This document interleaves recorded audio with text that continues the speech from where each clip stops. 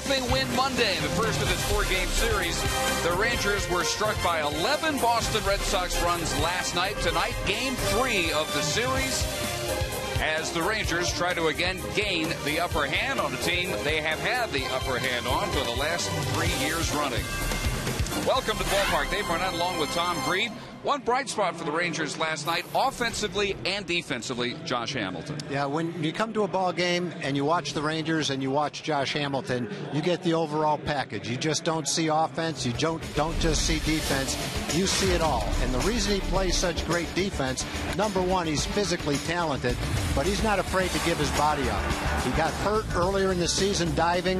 It hasn't made him shy away at all. This play up against the wall yesterday was just a tremendous play. The slide, the catch, the concentration. At bat, had a line shot home run yesterday against John Lackey. Makes things happen. At bat, he's a terrific base runner and one of the best defensive outfielders in the league. And one of the best hitters in the league against Boston Red Sox pitching. As you see those numbers, a 13-game hitting streak in the series. 4 homers the last 5 meetings, and one of the very few who ever have sported a line like that against Josh Beckett. Tonight's starter for Boston. For the Rangers, it'll be Matt Harrison. They will be hoping for a much longer appearance on the mound than last time Harrison went to the mound. That was in Chicago. Game 3 of the 4-game series coming up with the lineups and the first pitch next.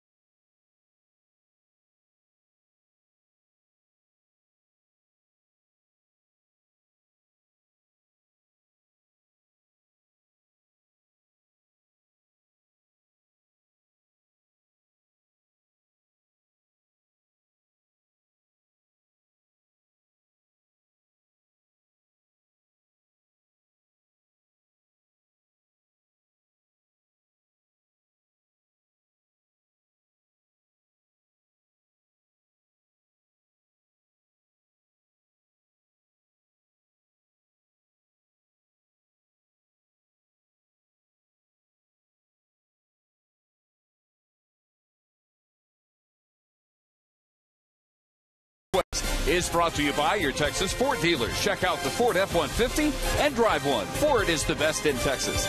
By Jack in the Box. Try the new Jumbo Breakfast Platter for only $2.99. By a reminder from Budweiser, great times are waiting, designated driver. And by Southwest Airlines, new Rapid Rewards, unlimited reward seats, and no blackout dates. Just about set for an early start. Game 3, the Red Sox and the Rangers. And down below, let's welcome Rick Leonard. Rick. Hey guys, you know it's interesting. Matt Harrison making his 25th start tonight. He's going into uncharted territory. He's going to reach 150 innings in this pitching effort by himself. And Mike Maddox, Ron Washington have been keeping an eye on their young pitchers as they fight through fatigue. Here's Matt on that. It's been a while since I've thrown this many innings. I think since 2005 I had 160 something, and right now I'm about close to 150. You know, it starts to wear on you when you're not used to it, but the big thing is just to keep you running and keep doing your workouts and just grind through it, because eventually you hit that second win. So I think I'm in a little rut right now and feeling a little tired, you know, physically, but you know, I got to fight through it just like these other guys are, because I'm sure everybody else is tired too. So I just got to keep pushing. And tonight will be quite a challenge for Matt Harrison because of the earlier start time. It's definitely hotter down here on the field, I can tell you that. But Ron Washington, the manager of your Texas Rangers, has a different view on this whole fatigue thing. We all know it's hot out there. We all know at this point of the year, everyone is fatigued. But it's not something that I want to discuss, because then it becomes a part of my mental state. And my mental state is all I got when I'm physically tired. And if my mental state get weak, then being tired physically is a disaster. So, you know, he's young, and he's going to get the ball today, and I hope he can make his way through that. That's our Geico quote, and you hear Ron Washington there. You just got to get it out of your mind. But if you look at the radar gun, Matt still has the velocities, pitching in the low 90s. The question is the heavy legs as the game goes on, guys. Yeah, Rick, and Friday at Chicago, heat was not an issue at all. But Matt was caught after 4 1/3 innings. 4 runs on 4 hits. He walked 3, had thrown 81 pitches at that point, and it was his second straight outing, going under 6 innings. But before that, he had gone 11 straight of at least 6 innings. That was a 79-degree outing. We're going to be somewhere around 23, 24 degrees warmer than that tonight. But Tom, as any Rangers ever played here knows, at this point of the year, what are you going to do? Mind over matter. Yeah, and you know, the Rangers, I'm sure, fought through the heat last year and played strong into September. And we mentioned this during the game the other day. They call August the dog days, and you have to fight your way through August. And then, as Matt said, you hope you kind of catch your second wind when you get into September. Maybe the weather cools off a little bit. But it's not going to change. The weather's going to be the same here every single year. There's never going to be a dome. You have to learn to use it to your advantage, make it part of your everyday life. You live here. It should be an advantage for the Rangers to play here as opposed to the visiting team. And as far as pitchers getting tired, hey, that's the way it goes. As Ron Washington said, everybody's tired. And there's no excuses. When you go out there, you got to get the job done.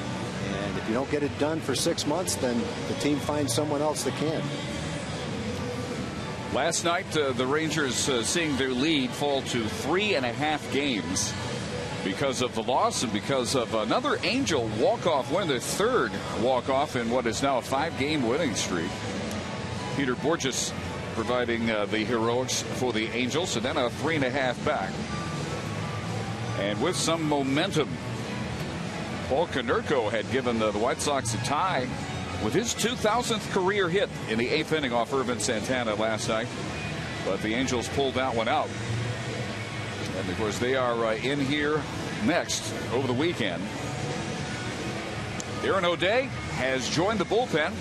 If you hadn't heard, he is an extra arm because the Rangers, each of the first 2 games of this series, have had to go to the bullpen for 3 different pitchers. And Taylor Teagarden has been sent back down to Round Rock, so it is a 3-man bench with the extra right-hander Aaron O'Day, who had put together some outstanding numbers at Round Rock himself, back available if need be, and in long relief tonight if need be. Scott Feldman might be available as well, although Ron Washington would prefer to give him another day's rest after he went about 90 pitches or so in long relief in Chicago on Sunday.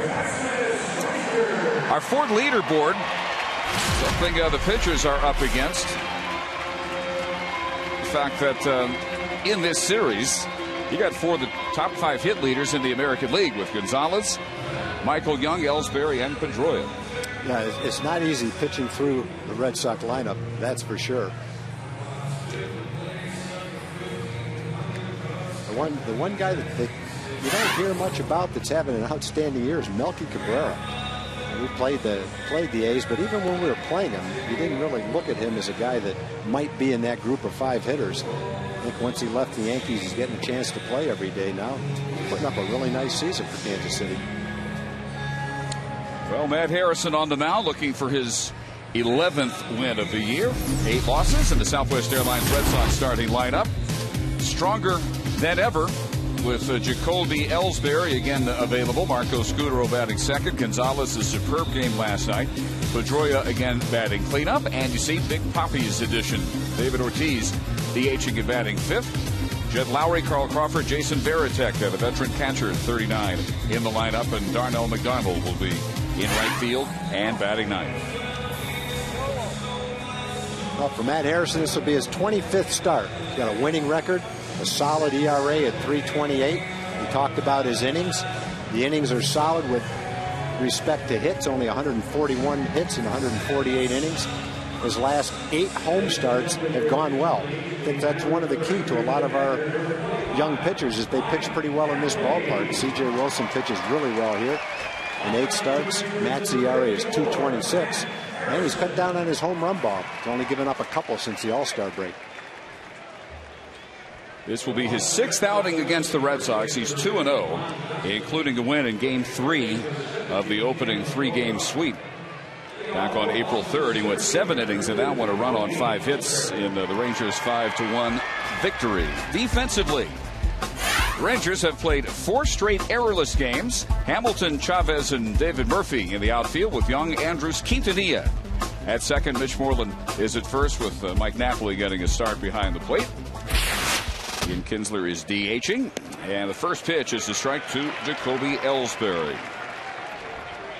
On a 104-degree first pitch. Ellsbury last night singled on the second pitch of the game, stole second on the third pitch.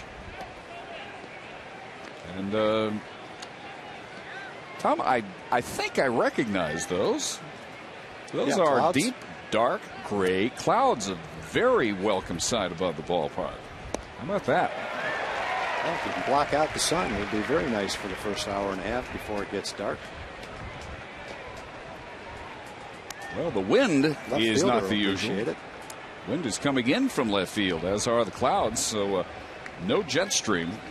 It's not coming in from right center. And the 1-2 pitch to Ellsbury. Grounded over Harrison. Quintanilla clips it. Not in time. It's an infield hit for Ellsbury.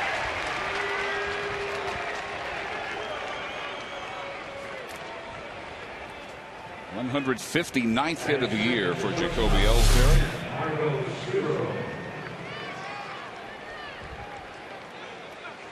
Quintanilla doing what he could, late by half a step.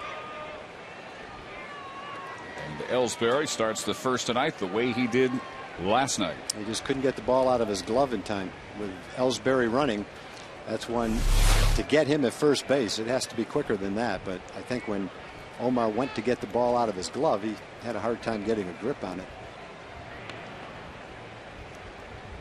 So he's over there with 33 stolen bases, 4th in the league.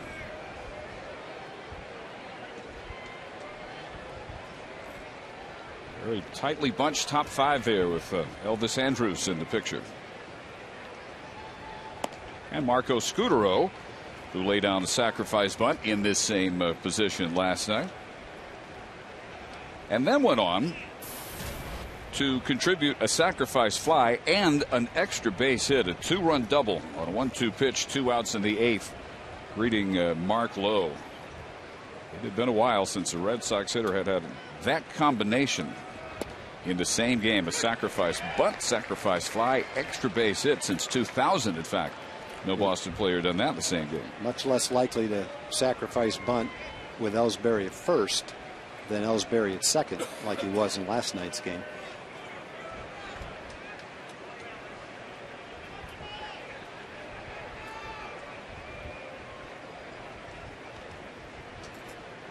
Josh Hamilton out in left in the Sun Field, a little bit longer than usual. That could definitely play a part in this game for the first 3 or 4 innings. Generally, it's the first inning of a game with a 7 o'clock start time, but with a 6 o'clock start time, that sun is going to be a factor for probably the first 3, maybe the first 4 innings. It'll be a different kind of ball that gets in the sun as each inning passes, as the sun goes down behind the stands beyond first base. Not many players wear the flip down sunglasses anymore. And the custom made sunglasses you can get now, you can just keep them flipped down all the way. Boy, and the wind has just picked up. It is swirling. There is paper blowing all over the place, and time called at the plate.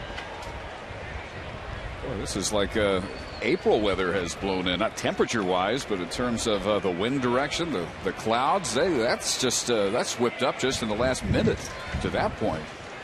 It was a bad time to hit your long fly ball to left field. So Scudero back in and waiting for the 1-2 pitch, which he fouls back, and now some dust in the air as well.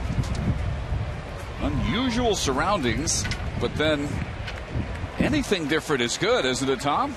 Month after month. I don't think this wind is ever good. I mean, I'll take the clouds and shade the sun, drop the temperature, but it's not fun playing baseball in this wind.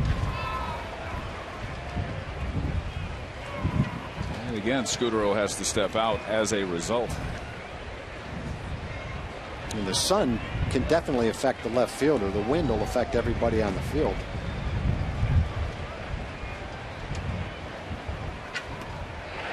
Swung on and missed. I guarantee you Scudero wasn't too thrilled with that wind as it popped up.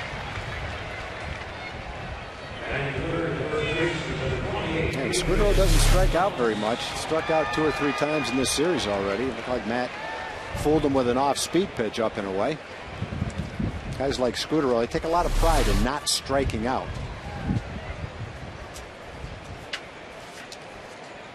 Matt Harrison's 100th strikeout. New career high with every one of those. And now here is Adrian Gonzalez. Scudero's been up 270 times and struck out 27 times. What a night last night for Gonzalez. His 12th career 2-homer game. Second this year, also back in May. 2-run shot in the first. 2-out solo shot to fourth, and they were to different parts of the ballpark. Upper porch in the first. Left center field on his second blast. And a little looper here with a long run in. It will fall in front of Chavez. Wynn knocked that straight down. You already see a ball that's affected by the wind and possibly affects the outcome of the game. That ball is probably a fairly easy. It looked like a fairly easy ball for Chavez to handle. It just never carried that far. Wasn't hit all that well, but on normal nights where the ball does carry, it was hit well enough for Endy to have time to come in and catch it. So an infield hit, a blue pit. 2 on with 1 out for Dustin Pedroia. Major League's top hitter against left-handed pitching this year at .382. .305 overall. First pitch curve for a strike. Pedroia last night 1 for 5. Like Scudero, also a 2-run double in the 8th off of Lowe.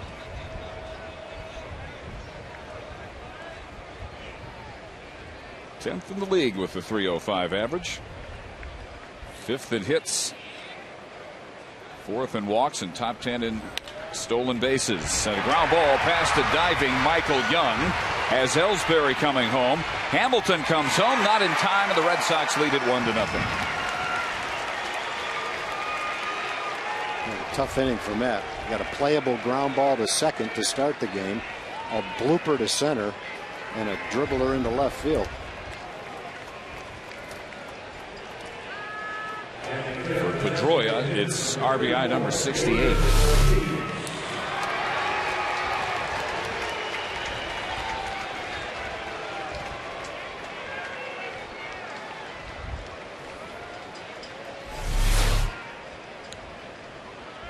And with paper still swirling all over the field. Here is Big Papi, out 10 days with bursitis in his right heel. Tested it out running before the game yesterday. Says he's good to go today, and he brings a 7-game hitting streak in.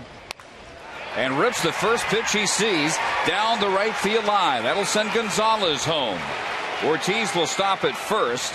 Pedroia to third. It's 2-0.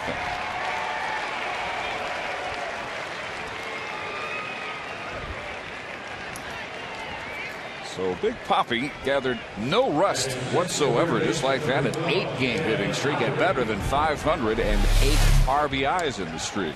Well, when you can hit, you can hit. And he's going up there looking for the first fastball that he sees, and he got one right down the middle of the plate. Didn't waste any time swinging at it. 300 hitter this year, having an outstanding year. They've just got a lot of really good hitters in the lineup. A couple years ago, a lot of people were starting to think that David Ortiz might not have much left in the tank. Got off to such a bad start. But not this year. No one's saying that this year. He's only struck out 59 times. He's walked 58 times. Knocked in 80 runs. Probably has a great shot at knocking in 100. So 2-0. Still only one out. First and third for Jed Lowry. 267 on the year, but he is second behind Pedroia in his average against left-handed pitching, hitting .371.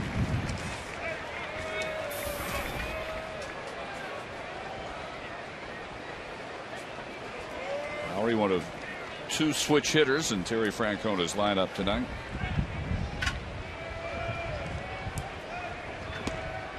And a ball on the strike.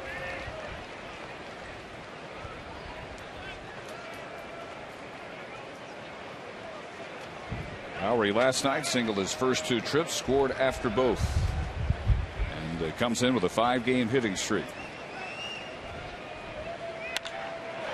This line drive caught by Andrews for out number 2. That's what happens when you hit one hard. Got a chance to catch it. 3 soft hits. Ortiz hit the ball hard. 3 hits before it was softly hit. Lowry hit this ball pretty well. Fortunately, Elvis is 6'1". He was able to reach it.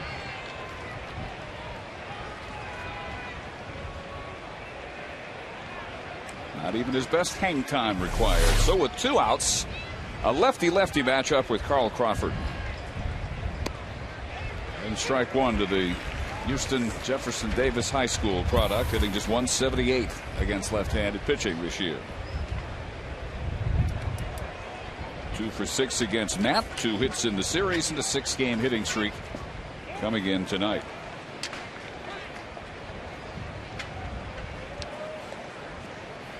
Crawford signing big free agent money, a 7-year deal.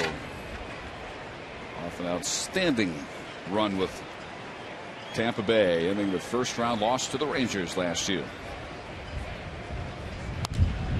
And that one is ripped into the corner.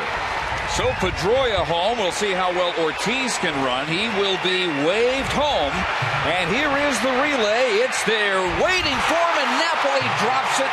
Ortiz scores as well. And Crawford all the way to third with a 2-run triple.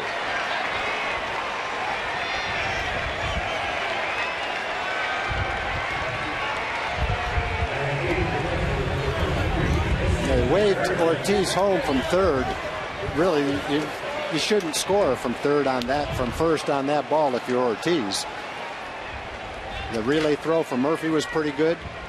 Quintanilla's throw home was accurate, but it took a couple of hops. Not the easiest kind of a ball for the catcher to handle. A lot easier if it takes 1 true hop. And Murphy has to go all the way to the wall to get the ball. Perfect relay throw. And this relay throw is okay, but it takes 2 hops. The second hop is a short hop, and Napoli is trying to catch that short hop, which isn't that easy to begin with, and make the tag at the same time.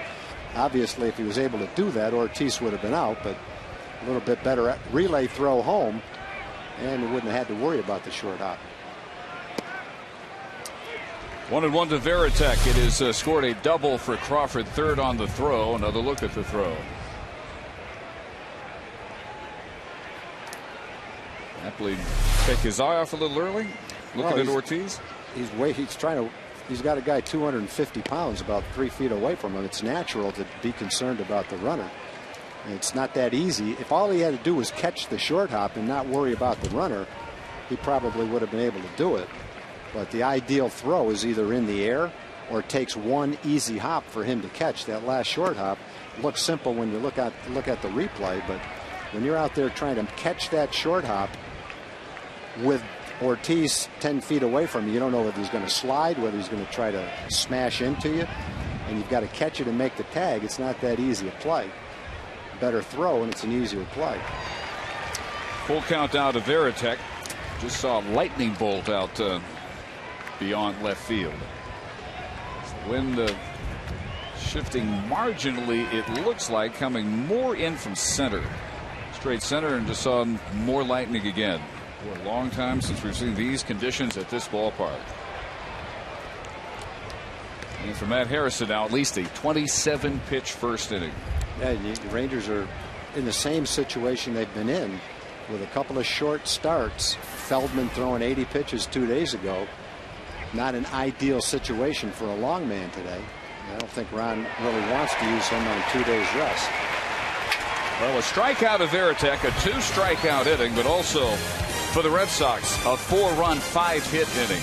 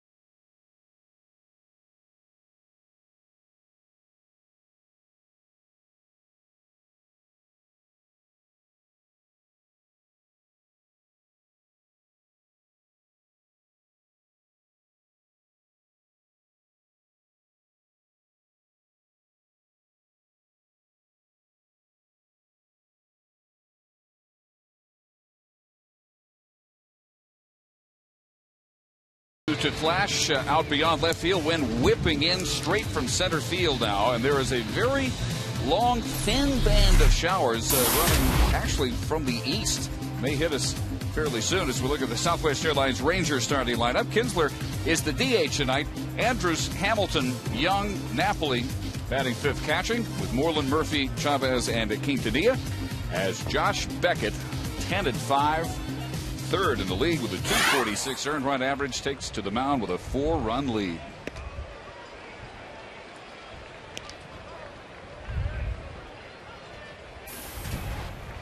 Well, Beckett having an outstanding season. His record is 10-5. He's left games where he didn't have a lot of support or had a lead, could have a better record than that, really, the way he's pitched. 201 opponent's batting average is the second best in the major leagues. His 246 ERA is third in the American League. And in his brief appearances against Texas, it hasn't gone that well. His ERA is 5.53. But he hasn't faced the Rangers this year, and he's at the top of his game this year. One of the toughest guys in baseball to hit. I think the Rangers have caught him a couple of times where he wasn't throwing very well. Yep, last year a couple of no decisions, and they got him for 13 earned runs in 12 innings in those outings. And that was a year where he gave up 151 hits in 127 innings and had an ERA that was approaching 6. So what a team did against him last year is not related to what they might do this year. It's not the same guy. Rangers missed him in the first series of the year because he had incurred a concussion late in spring training. Got hit on the head and a fly ball out in the outfield. 2-2 to Kinsler.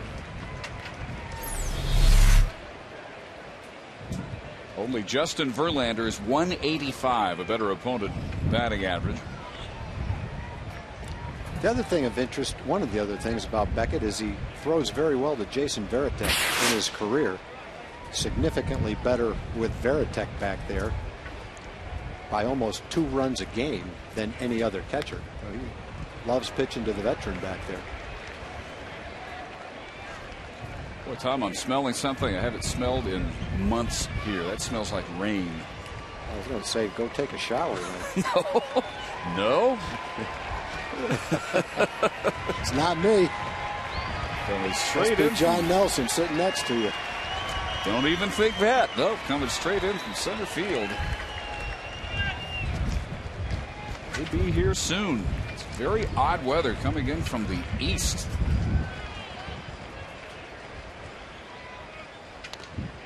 And Kinsler strikes out in a 7-pitch opening at bat. That's an outstanding curveball that Beckett throws. His fastball is low to mid-90s. And that curveball is a big-time breaking ball. Outfield for the Red Sox, Crawford, Ellsbury, and McDonald, with Lowry, Scutaro, Pedroia, and Gonzalez in the infield. And the 39-year-old Jason Varitek doing the catching. Let's take a look at this ball and see where it ends up. I think Ian was arguing that he tipped it and that it was in the dirt. Varitek caught the ball and showed the umpire. I think Ian is figuring as much as that ball was breaking down and I fouled it off the top of the ball, it had to have hit the dirt first, but Varitek was able to catch it before it did hit the dirt, so that was a good call by the umpire. Who is Dana DeMuth, the crew chief behind the plate. If you foul tip it and it hits the dirt before the catcher catches it, then it's a foul ball. If you don't foul tip it, it doesn't matter where the ball hits. And generally when the catcher lifts the ball up, that tells you that the batter did foul tip it and the catcher's saying, and I caught it, before it got to the dirt. Curveball slowly hit. Lowry playing in on the grass at third. 2 outs in the Ranger first. With DeMuth behind the plate, Kerwin Danley umpiring at first, Paul Howard at second, and Doug Eddings is at third. Here's Josh Hamilton.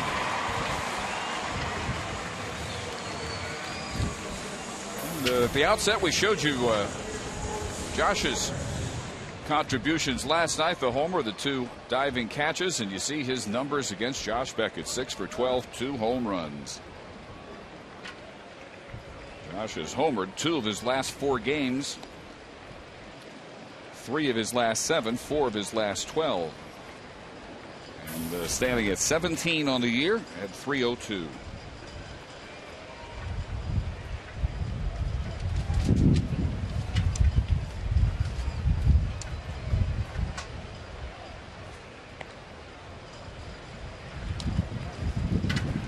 Beckett's best fastball so far, 94, but well away. 2 balls and no strikes. Beckett last work Thursday beat the Royals 4-3, his 10th win. He has had 9 no decisions. That's the most on the Red Sox staff. That's why he's only showing 15 decisions, and this is his 25th start of the year.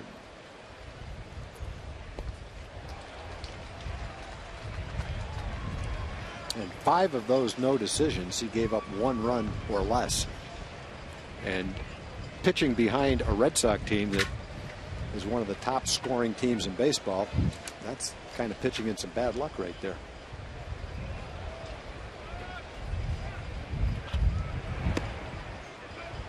Curve misses, 3 balls and a strike. You know what else I haven't seen in months, Tom? Look out at the scoreboard above left field. It shows 90 degrees. It has dropped 14 degrees before this first inning has been completed. It was 104 for the first pitch thrown by Matt Harrison. And Hamilton works a 2-out walk. Well, you can definitely feel the difference. And it's a dramatic example of the difference between 104 and 90. Almost makes 90 feel comfortable. So much for the home field heat advantage. I don't think anybody's complaining one bit in the white uniforms. And here is Michael Young. Second to Adrian Gonzalez. Batting average hits 0 for 2 with a sacrifice fly last night, and Beckett has held him down to a 136 average, just 3 hits in 22 at bats.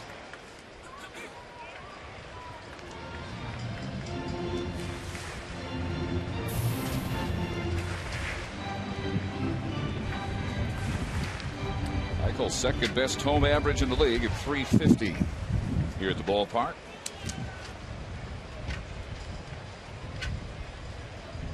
.337 overall.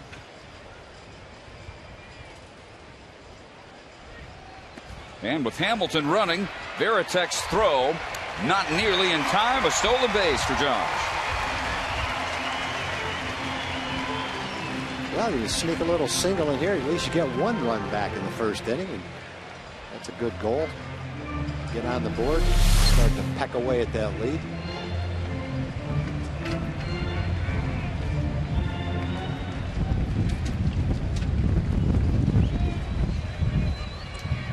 Got the bag with his right hand, and in case the right hand slipped off, wanted to make sure he got his foot there too.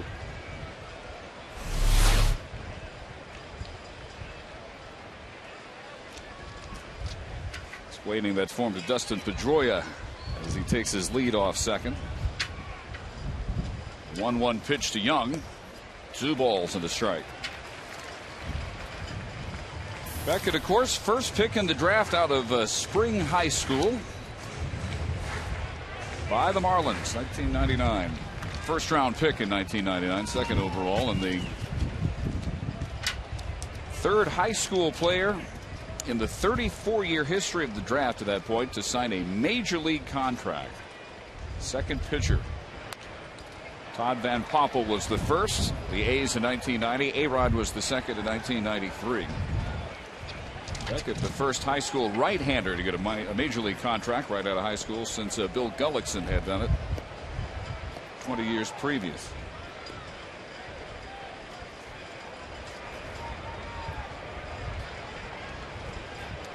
With the Marlins through 05, 15-8 for his final year in Florida. 16 wins. The next year's first year in Boston.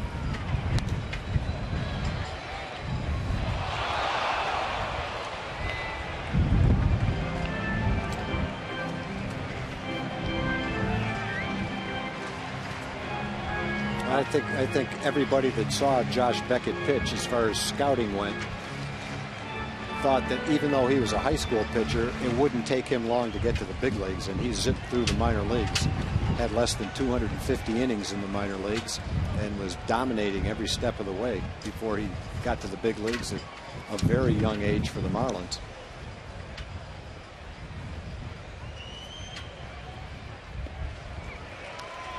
Full count to Young, so he got 2 quick outs. The strikeout of Kinsley, the ground out of Anderson, then the walk to Hamilton. And now at 20 pitches with Mike Napoli on deck.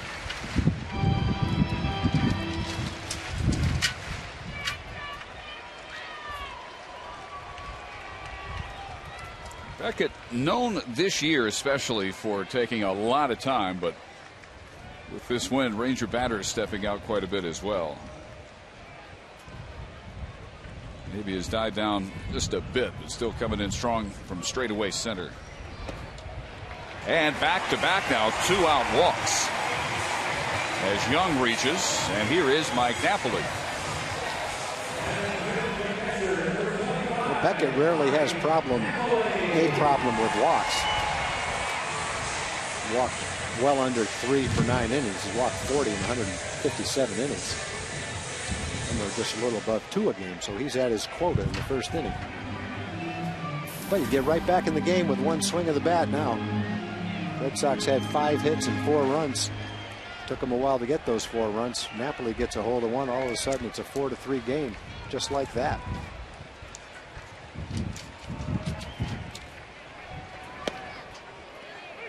Takes a first pitch fastball in at 96.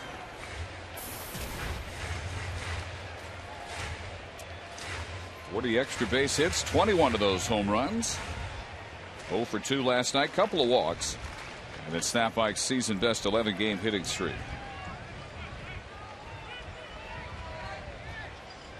Still over his last 26, though, hitting .343.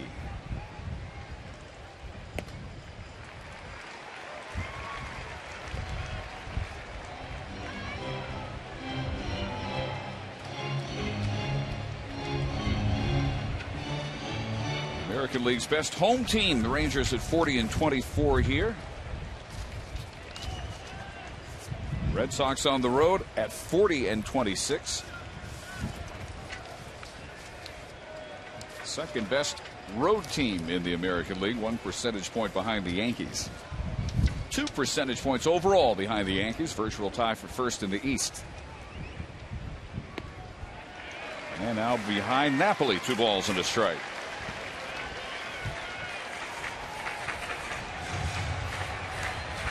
Terry Francona thought this might be a quick inning. It started that way. It has not developed in that direction.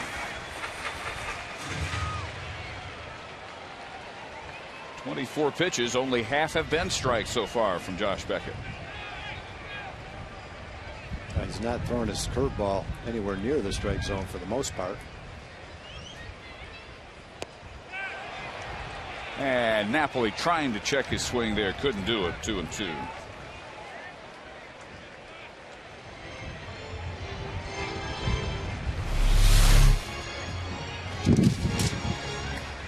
That looked like a cutter with great velocity. Mike thought it was going to be a strike, and it just kind of cut a little bit out of the strike zone. Nice pitch.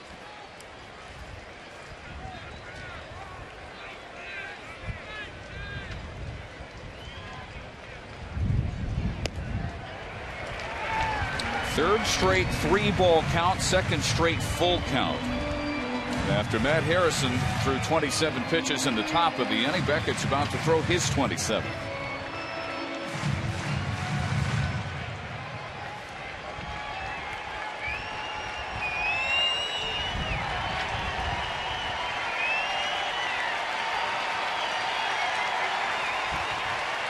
Late arriving crowd because of the early start, but they're making themselves known here as Napoli steps out.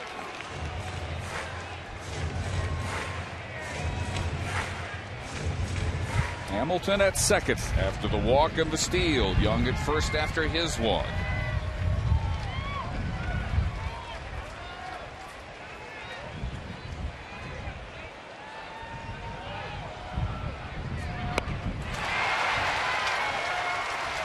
Napoli looked like he was trying to get timeout called, but not allowed here by Dana DeMuth, and Beckett strikes him out on the high fastball. 2 strikeouts in the inning, and the Rangers lead 2. After 1, it's 4-0.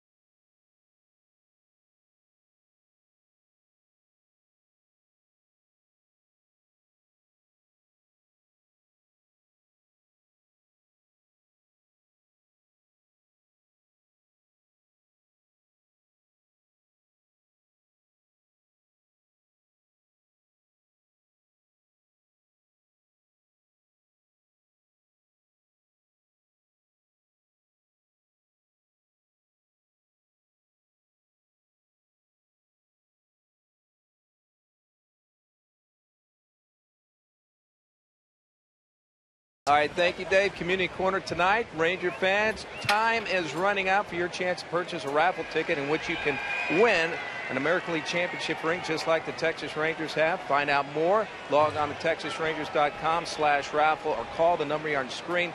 The auction, the raffle auction, actually takes place August 31st. Little Leaguers, go ahead and stand up. Ready for a foul ball up here, right, guys, huh? We're also ready for a comeback. Let's go, Rangers. There we go, Dave. All right, Jim, here's the only Red Sox player not to bat in the first inning, Darnell McDonald. Comes in at 188 on the year, 5 homers and 18 runs batted in. And a pop-up here on the right side, which will be handled by the second baseman, Omar Quintanilla, puts that one away. And a very welcome 2-pitch first out. Introducing Fox Sports Game Connect, the ultimate online experience for fans. Log on to take part in the most interactive forum during Rangers games. Stats, trends, exclusive analysis, and live Twitter feeds. Plus, you can even share your thoughts with our game broadcast. Fox Sports Game Connect, now available on foxsportssouthwest.com. Jacoby Ellsbury began the game with an infield single from just late by Quintanilla at first. 4 Red Sox hits would follow. RBI singles by Pedroia and Ortiz, and the big blast, the 2-run double into the right field corner by Carl Crawford.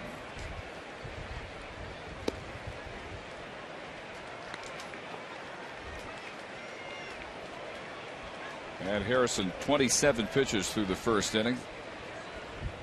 Friday against Chicago, and 4 1/3 he threw 81.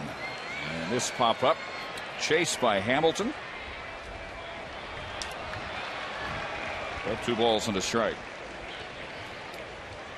Career year for Matt. All the major categories. 10 wins. 25th start. Now 149 innings. And 101 strikeouts. Also uncharted territory. They're the product of Stem, North Carolina. Drops in a nice curve there to Ellsbury. 2-2.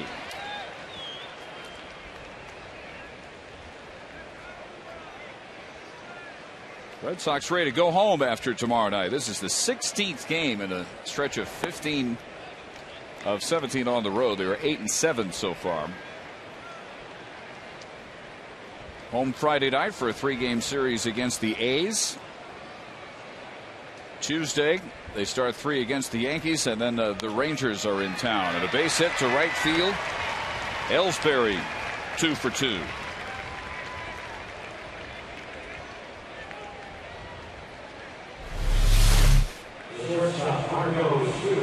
That's not a bad pitch. It's down anyway. Ellsbury's turned into an excellent hitter. And Matt has given up an opponent's batting average of around 290 to left-hand hitters. It's 50 points less than that to right-hand hitters. One of the ways that he can show even more improvement is to develop pitches that counteract left-hand hitters better than he's done so far this year. Whether it's his slider, whatever type of pitch it is, he's got to come up with something that makes it tougher on left-hand hitters. Right-hand hitters, I think he neutralizes them pretty well with his changeup. There goes Ellsbury, and the throw from Napoli bounces in late. 34th stolen base on the year.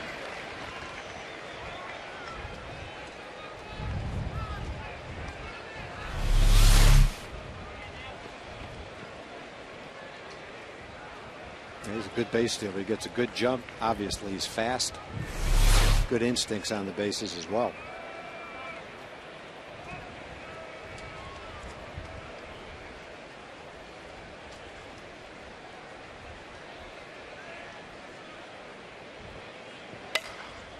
Broken bat to Hopper, handled by Andrews.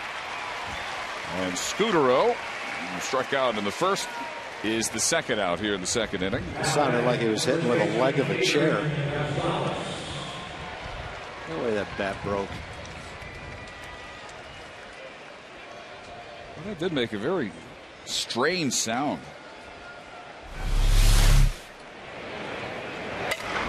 It sounded like the bat was hollow.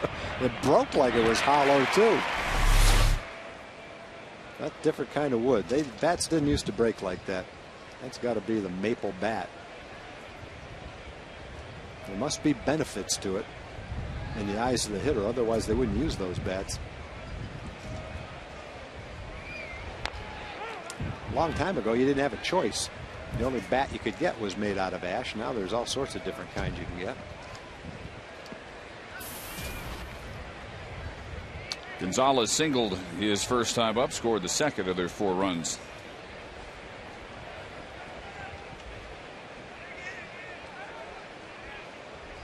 Three hits last night, 22nd 3-hit game. Another category in which he leads the majors.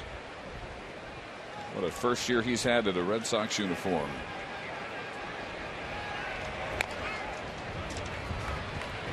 Another weak foul, and it's 0-2. Ellsbury dancing off second base. And if you steal third base with Gonzalez up and 2 outs, then you're just trying to pad your stat line. I don't think he was doing it. Might have been trying to disrupt the pitcher a little bit, but when you've got a great hitter up there and you're at second base with 2 outs, your goal is to score on his base hit.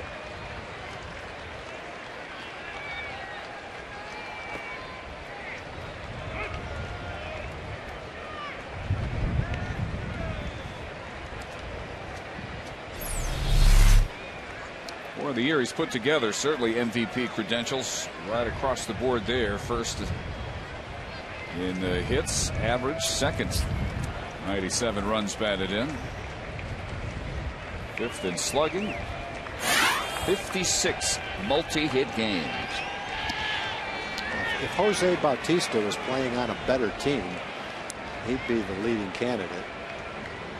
But playing on the Blue Jays, even though they're a good team, 2 games over 500, they're not really a contender, and that might not help his chances. But the year he's having certainly gives him a chance. Would he get your vote, Bautista? I probably would lean towards someone on a pennant contender. I think, if you gave out best player in the league award, I think you'd have to consider him. And there's been times where Alex Rodriguez won the most valuable player here. Andre Dawson won it in the National League playing on subpar teams, but there weren't other outstanding candidates. And then I think it's a little bit easier. But when there's so many qualified guys having big years on pennant contenders, then I think it might be the kind of year where Bautista doesn't have as much of a chance. Well, Harrison, after getting ahead of Gonzalez with the 2 weak fouls, ends up walking him. 2 on now with 2 out, and he'll face Pedroia.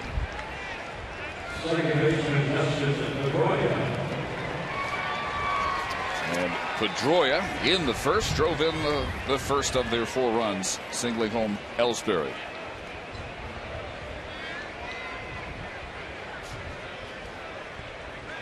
Bautista leads the league in home runs, but he's well back in RBIs.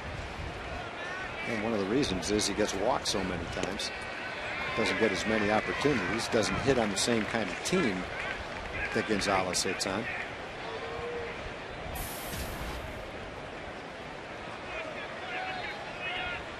Nowhere near the microscope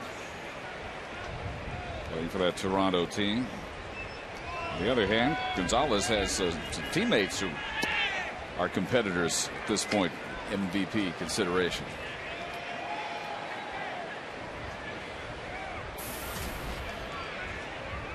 Dustin Pedroia already has an MVP. Won his 2nd year in the league, 2008, after being Rookie of the Year in 07. Terrific results batting cleanup this year. And a base hit here. Ellsbury heading home. It is 5-0, and Pedroia drives in his 2nd run of the night.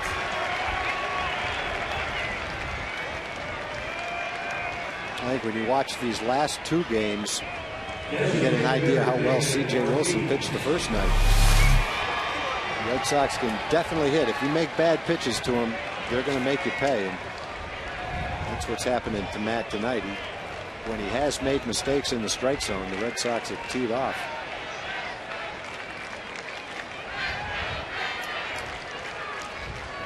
Matt now at 46 pitches. This will be his 20th pitch of the second.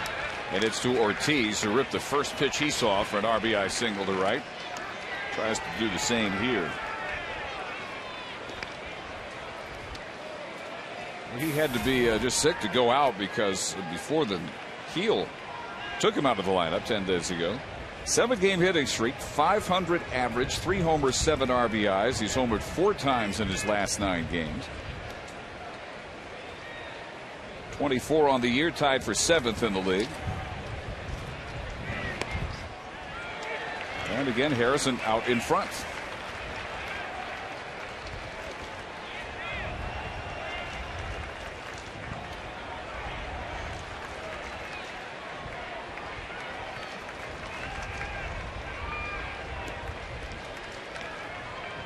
That had 2 outs.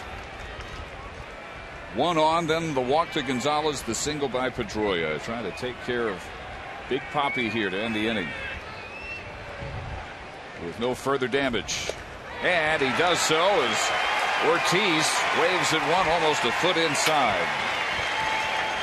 3 strikeouts from Ed Harrison, but 5 runs for the Red Sox. Moreland, Murphy, and Chavez in the Rangers' second.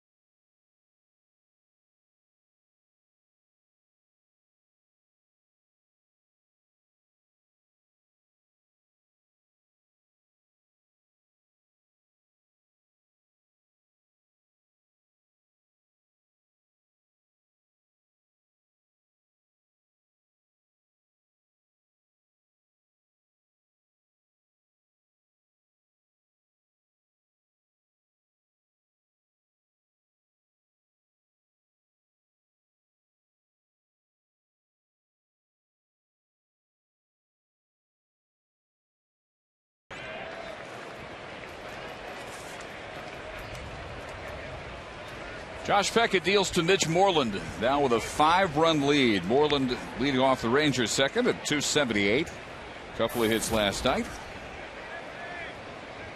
2 for 2 with a home run. It was only previous exposure to Peckett. Mitch may be on an upswing, maybe because he's clean shaven. Said before the game, it's partly because of the heat, partly monitored based on success with or without the beard. So going without the beard, the way to go now. He is hitting 6 of his last 8 games, 5 multi-hit games, and better than 400.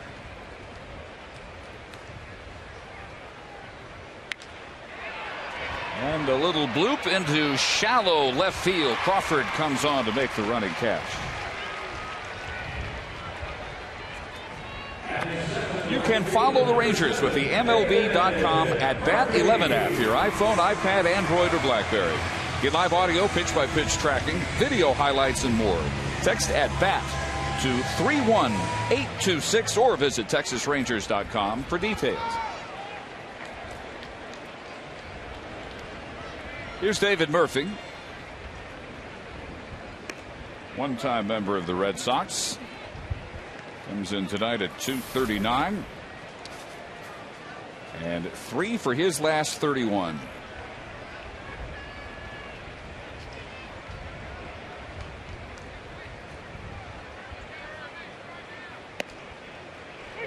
David talking fairly pointedly for the game about his own disappointment this year. He said he expected more of himself. Previous years, he's given himself a little more leeway in times when he struggled, but really has been harder on himself this year. Less margin for error with fewer games played, partly because Josh Hamilton has been healthy since he came back.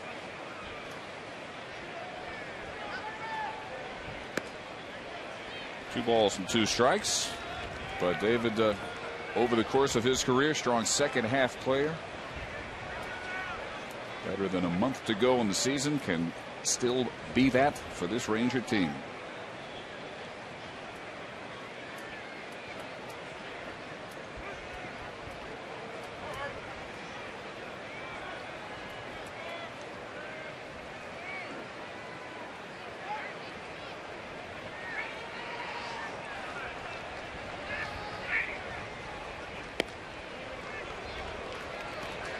Becker thought he had him looking.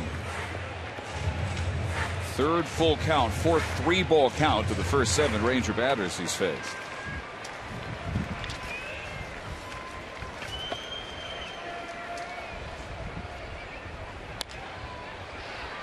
Might have been low for ball 4. Instead, Pedroia throws out Murphy. 2 gone in the Rangers' second. Yeah, it's one of those pitches. It might have been too low, but as a hitter, it's close enough that you're not sure it's going to be called a ball. Kind of forced to swing at that kind of pitch with 2 strikes. And it had a pretty good sinking action on it, too. Boy, it sure did. Good look at it there. One of those pitches, as you get ready to swing and start your swing, you think it's going to be a little higher than where it ends up. And that kind of a pitch, it's pretty tough to do anything other than hit it on the ground like David did. So here is Endy Chavez. He's moved up to 8th in the lineup tonight, with Quintanilla in the lineup adding 9th. 360 against Beckett. 2 hits and a stolen base last night.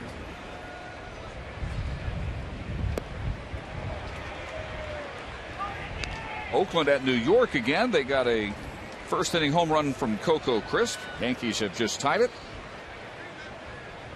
Derek Jeter singling home Brett Gardner in the bottom of the 3rd. 1-1 at Yankee Stadium. Yankees and Red Sox virtual tie for the lead in the East.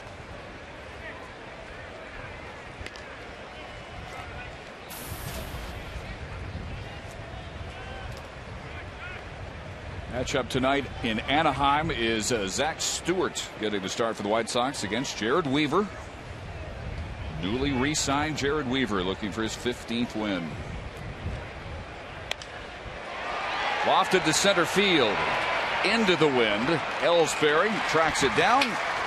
And Beckett has a 1-2-3 second inning. After 2, 5-0 Red Sox.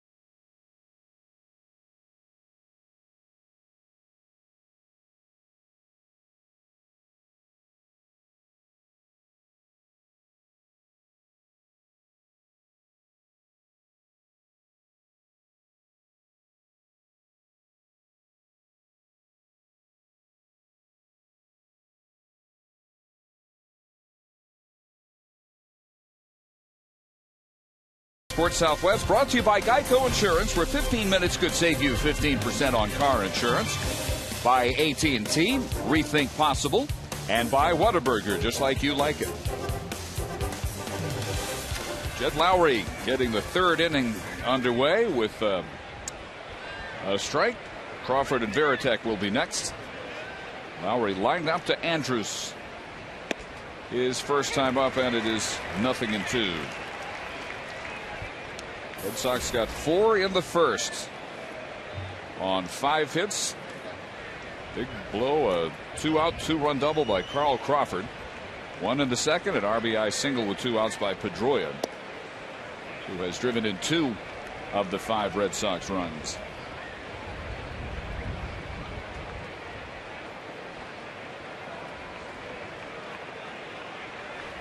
The 53rd pitch of the night from Harrison. Tracked by Murphy. Blown back into the seats.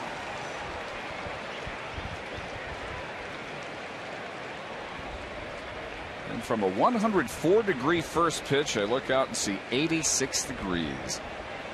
What was it, May, the last time we saw 86 degrees up there? You can definitely tell the difference. It actually feels cool. Cool and so far dry. Wind was coming in straight from left. He shifted around and coming straight in from center field last couple innings.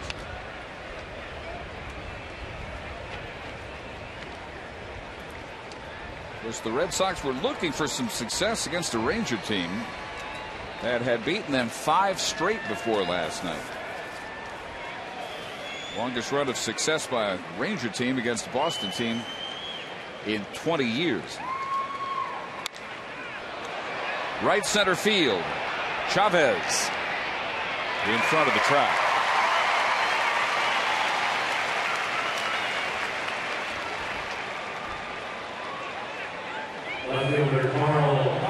Now some of the flags above right center are starting to blow in the way they normally do. I wonder if we're finally going to get the usual jet stream at some point tonight.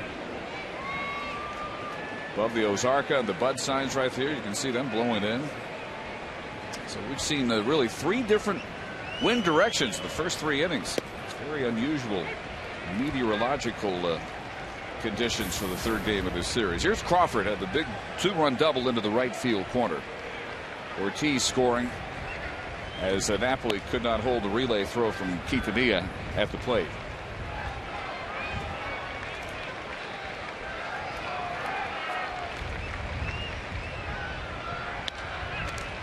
Stab by Harrison. That's what he needed. 2 quick outs in the 3rd. Needing just 10 pitches to get him.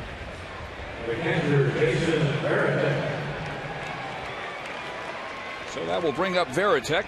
Struck out looking to end the first. And Varitek at this point clearly the number 2 catcher. Jared Saltalamacchia has started 81 games. This is game 57 for the 39-year-old.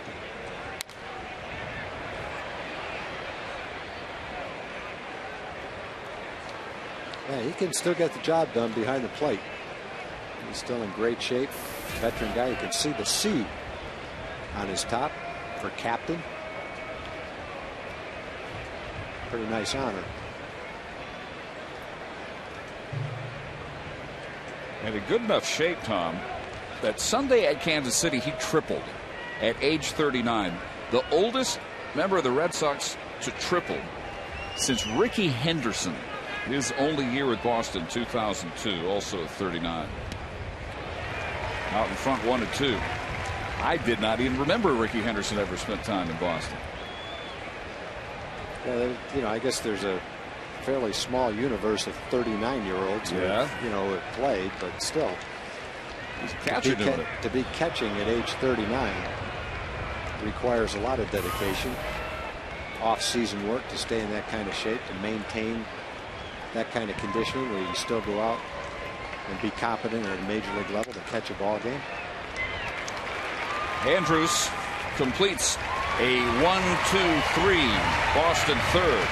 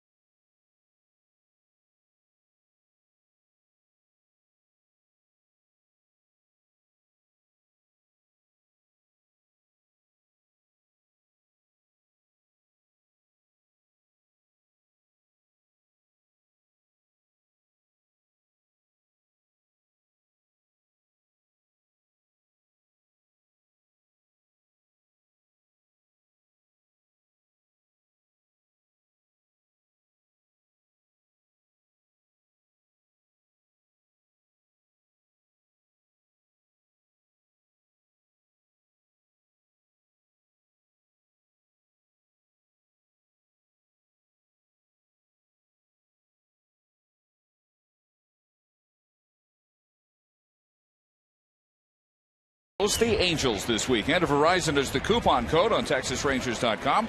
And you can purchase $10 tickets in select seating areas. You'll also enjoy $5 cash parking and a post-game fireworks show. Omar Quintanilla pops the first pitch into the seats. Omar giving Ian Kinsler a half day off, playing second, batting ninth. 10th game in a Ranger uniform. He is 1 for 16. That hit a triple and just been brought up in the 20-6 game against Minnesota. 5th starting assignment on the year for Omar. 0 for 13, 6 strikeouts since the triple.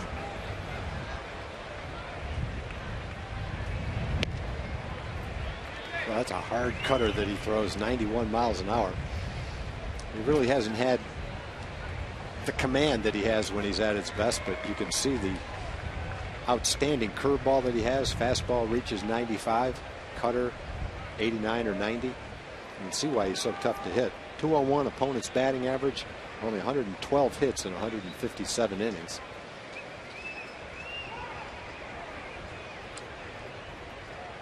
And on the command, he has been behind a lot. 22 strikes, 20 balls, 2 walks in the first. 4 3-ball counts, 3 full counts, but still hasn't allowed a hit. So he finishes up the first time through the Ranger order.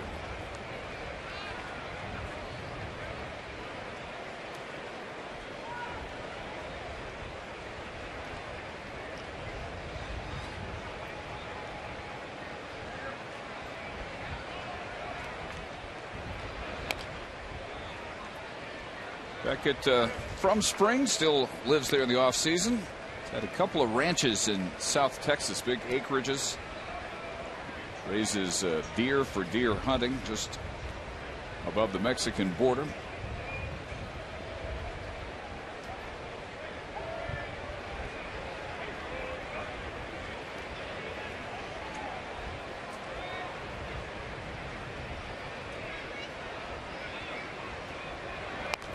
You might notice that Varitek has tape on his fingers. And the reason for that could easily be that it's easier for Beckett to see the signs when you have tape on your fingers like that. Doubt that he's got a blister on his thumb and 4 fingers. Used to be fairly standard for catchers. Do you not see it as much anymore? I don't think you see it quite as much. I don't know, if it was ever standard or not, but occasionally you see it. More common than it is now, maybe. Quintanilla extending the at-bat.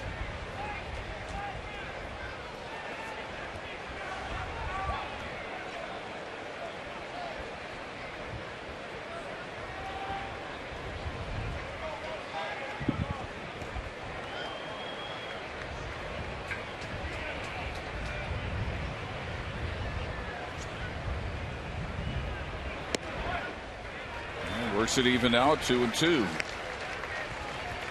Now, one thing you'll notice is an elaborate set of signs that Varitek is giving to Beckett. Generally, when you see that kind of sequence, there's a man on second base, and the catcher wants to make sure that the man on second base can't pick up his sign. If you just put down 2 or 1, it's pretty easy for the guy at second base to see your signs. And then the threat is that somehow he can relay that sign to the hitter, and the hitter will know what kind of pitch is coming up. From time to time, you'll hear teams speculate that the Rangers pick up signs in this ballpark, that somewhere there's a camera out in the office building, and somehow the signs are translated to the hitter.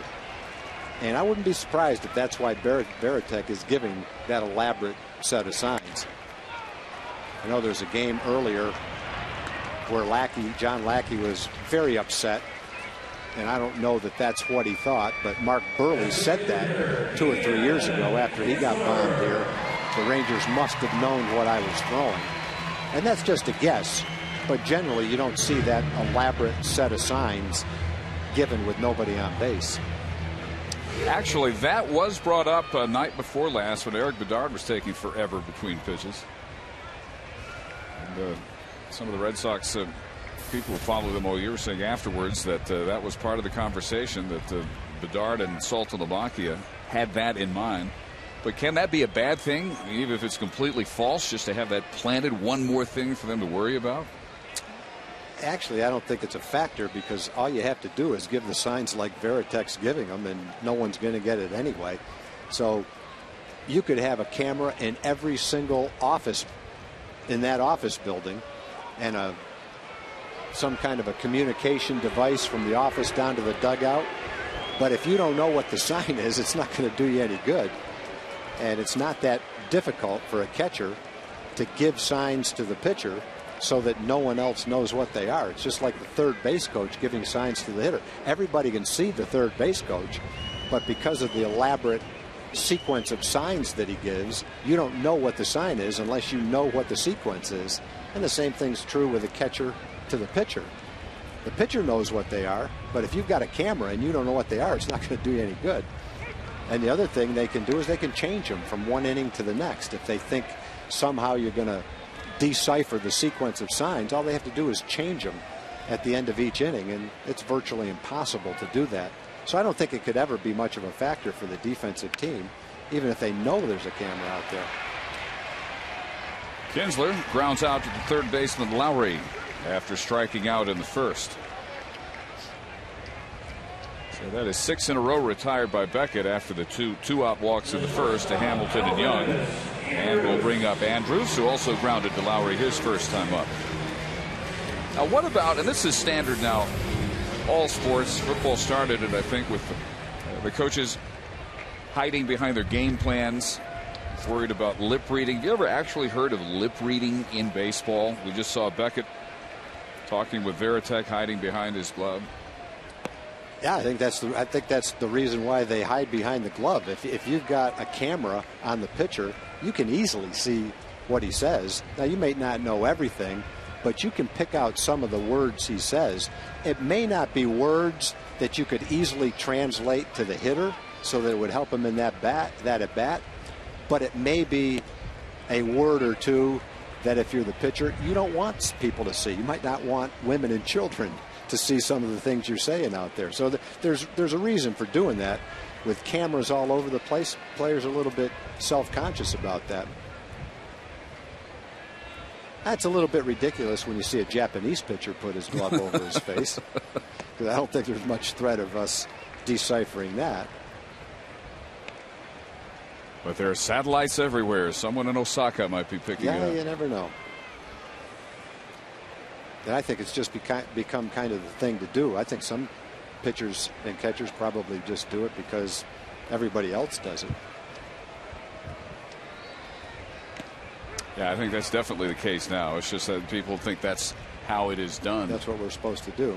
But I also think there's some times where with the camera right in your face, it's pretty easy to lip read. And there's some times they don't want you to see what they're saying. Yoshi now, of course, speaks such good English after doing the interview with you over the weekend. But he might have to start doing it. He might. Well, yeah, it's true. He doesn't speak Japanese when Mike Maddox goes out to talk to him.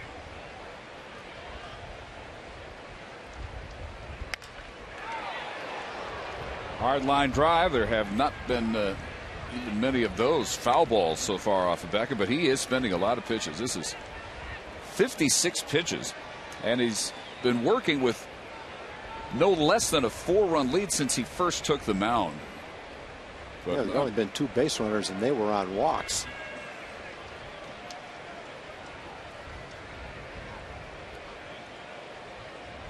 He's gotten 2 shutdown innings, but taking his time in the process. Spending a lot of effort. Well, you don't have to worry about him throwing a no-hitter tonight.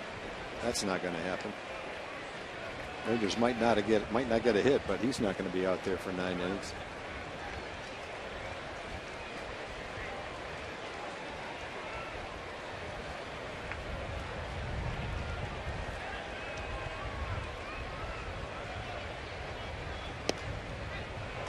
Another full count.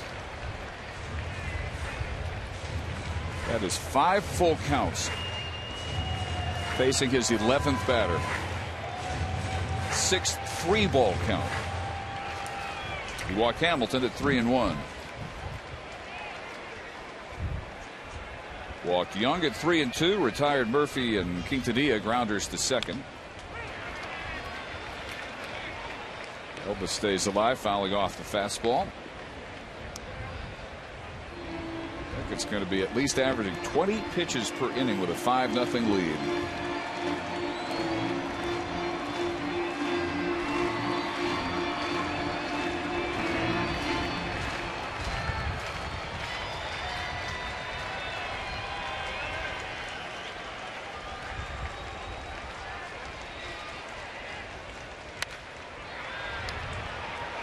But a ground ball to Scutaro, completing another 1-2-3 inning. And we are through 3, and it is still Beckett and the Red Sox leading 5-0.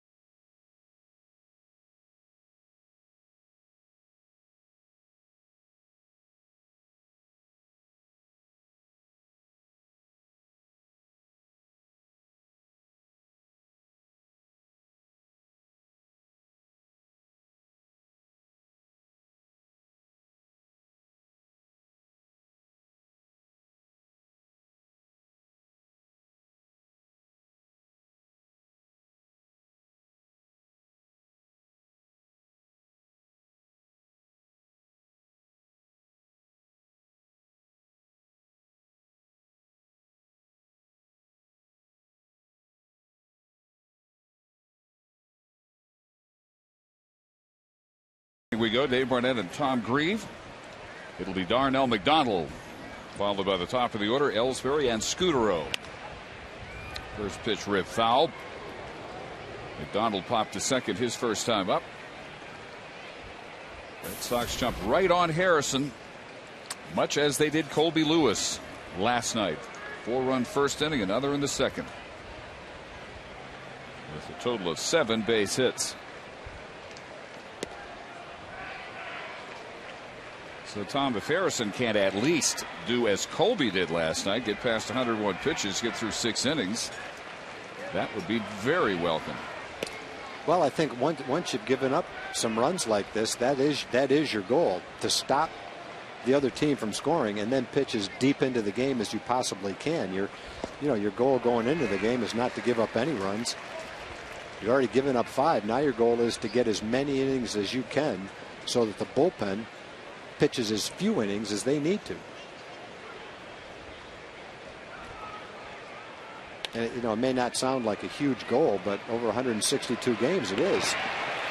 Boy, you saw Andrews gunning that one, and McDonald fast enough to beat it out for an infield hit.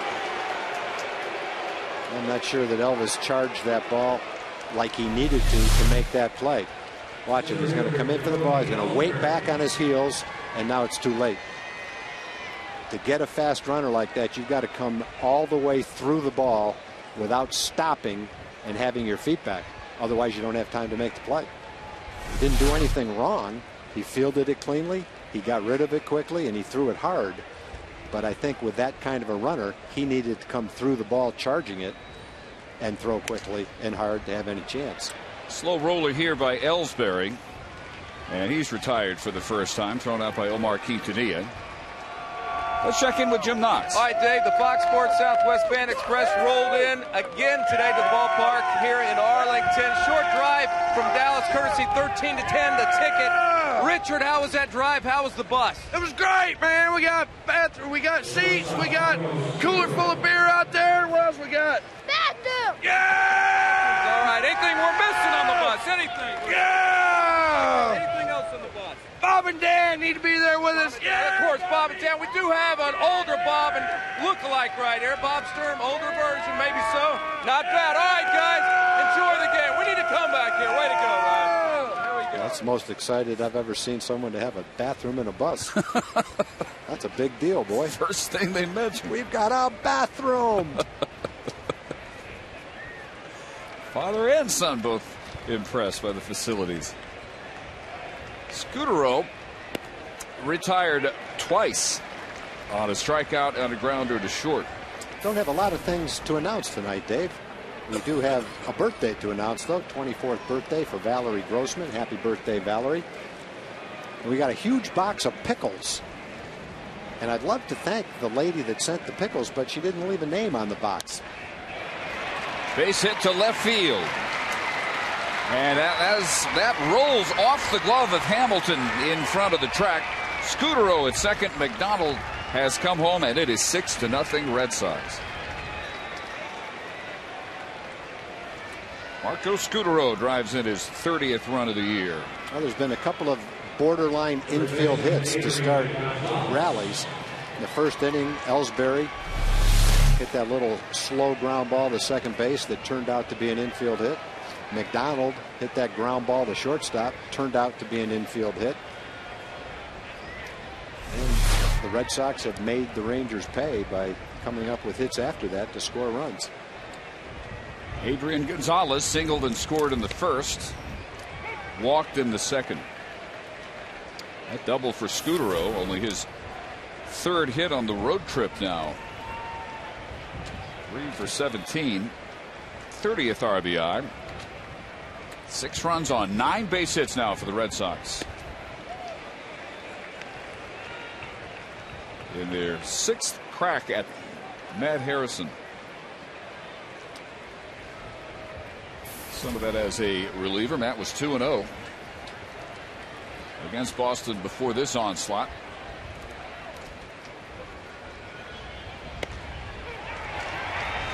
And Gonzalez, a 3-pitch strikeout victim. Strikeout number 4 for Matt. 2 outs in the 4th inning. Borderline went Matt's way that time. Sometimes you see that called, sometimes you don't. On those borderline pitches, a pitch like that, you're talking about an inch on a ball going 90 miles an hour with movement on it. And if you're human and you're umpiring, you have to have some margin for error on a pitch that close. It's very, very difficult to know exactly where that hit within an inch.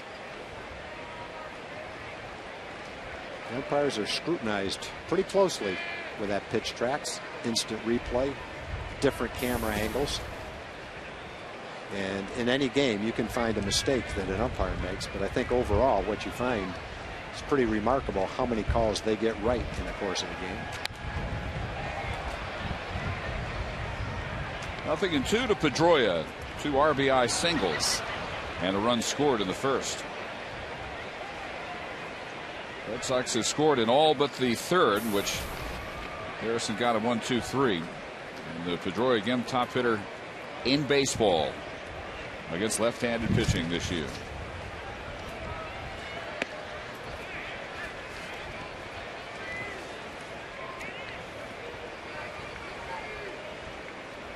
Yankees and the A's are still 1-1. That came down the top of the 5th inning in the Bronx.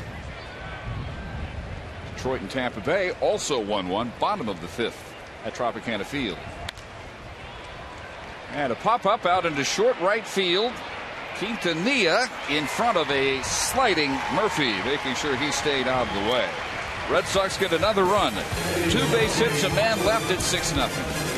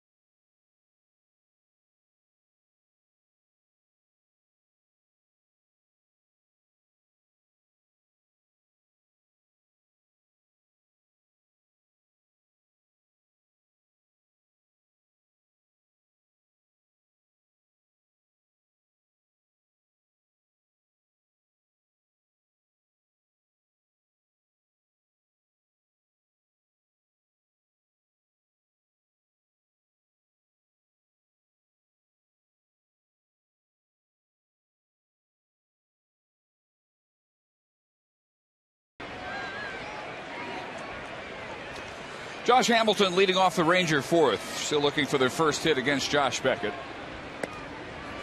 Hamilton, one of only 2 base runners he is allowed. He walked with 2 outs in the first, stole second.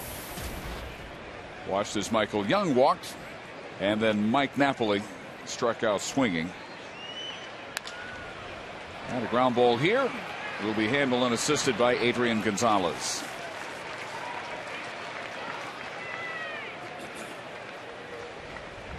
Rangers ballpark this year, the current rate of home runs a little over 2.5 per game. There will be 214 home runs hit here this season. That is to preface our AT&T trivia question for tonight. What is the record for the most home runs ever hit at Rangers Ballpark in a single season? Do you think this is going to be close to the record? We will find out shortly. Still as good a power park as there is in baseball since the advent of the humidor at Coors Field. 1 out of the 4th. And here is Young. 8 in a row retired by Beckett since his walk. And a first pitch, high fly ball to right field. McDonald circles under it. Beckett needs just 3 pitches. Get the first 2 outs here in the 4th after throwing 60 in the first 3 innings.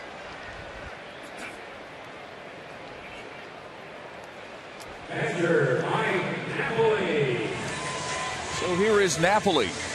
And the Rangers had a shot getting something going in the first inning. With 2 on and 2 out, Napoli worked the count full. Tried to call time before the final pitch, strike 3. He called time. He'd stepped out before. Dana DeMuth didn't allow it before that last pitch. 27th pitch Beckett threw in the first.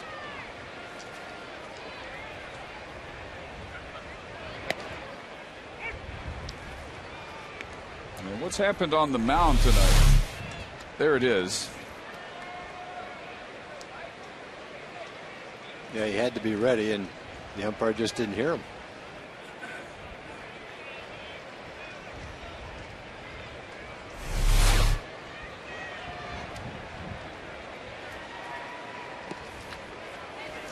What's happened on the mound with Napoli behind the plate? Very unusual. Rangers this year have won 8 of their last 9 with Napoli as the starting catcher. They're 27-11 overall with Mike the starting catcher.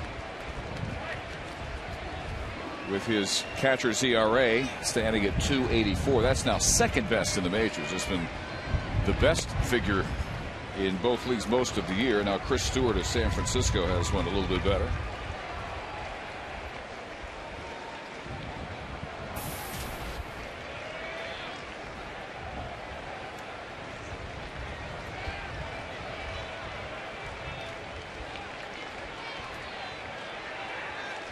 With the replacement for Buster Posey. And 2-2.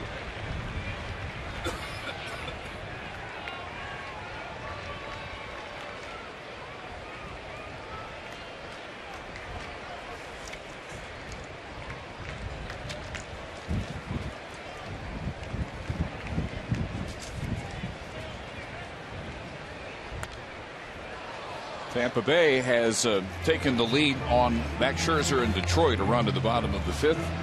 That one is now 2-1. Rays into the top half of the 6th inning. Evan Longoria has hit his 22nd home run of the year. Wade Davis throwing a 2-hitter. Oakland and the Yankees. Trevor Cahill against CC Sabathia. Still 1-1 bottom of the 5th.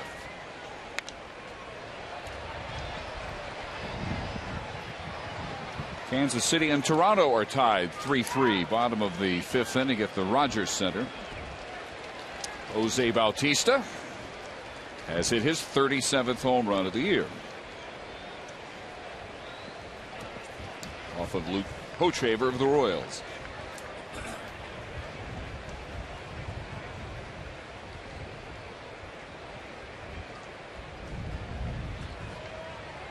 That could try to get through a 10-pitch inning.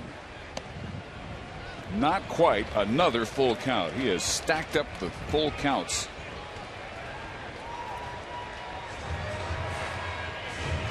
His 6th.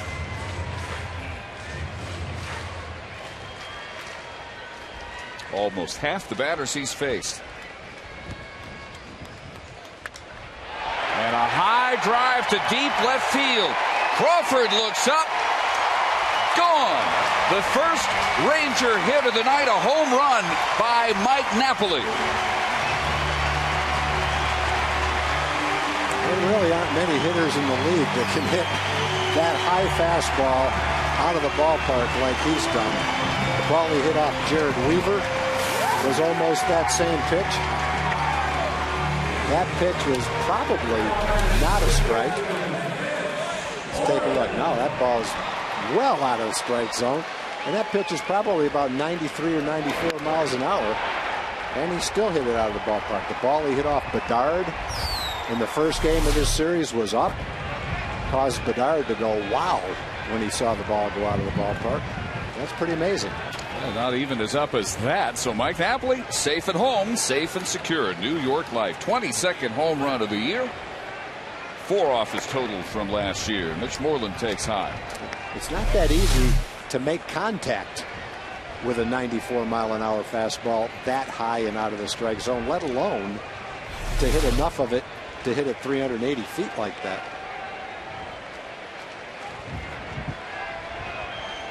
So Beckett 3 2/3 hitless.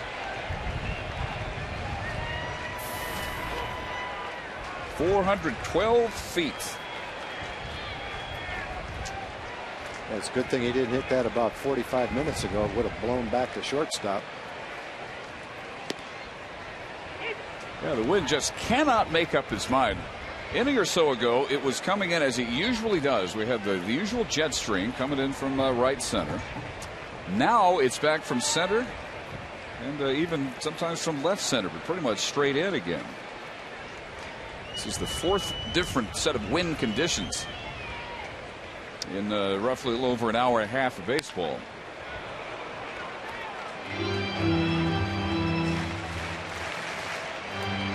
But Mike Napoli hitting him out pretty much regardless of any conditions. And the 16th home run allowed this year by Josh Beckett in not quite 161 innings pitched.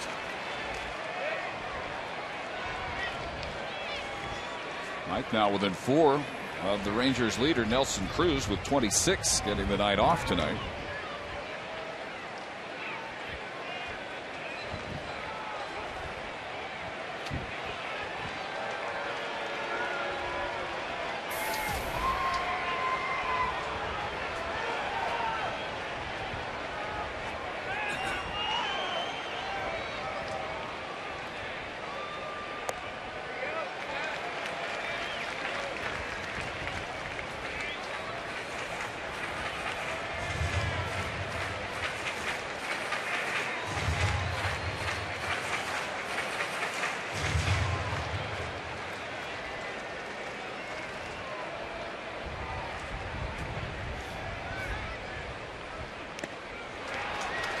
Moreland strikes out on a foul tip. 3rd strikeout for Beckett. Finally gives up a hit. Mike Napoli leaves the yard to left field after 4. 6-1 Red Sox.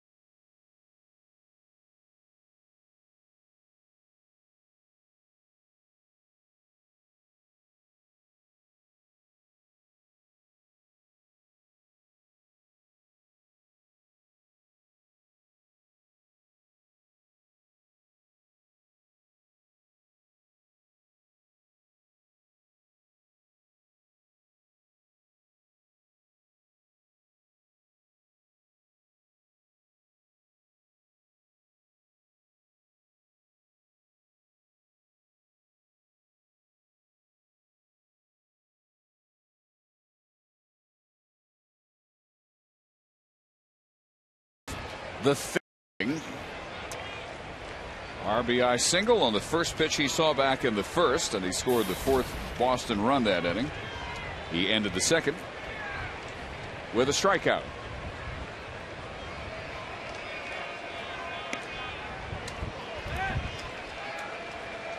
David Ortiz,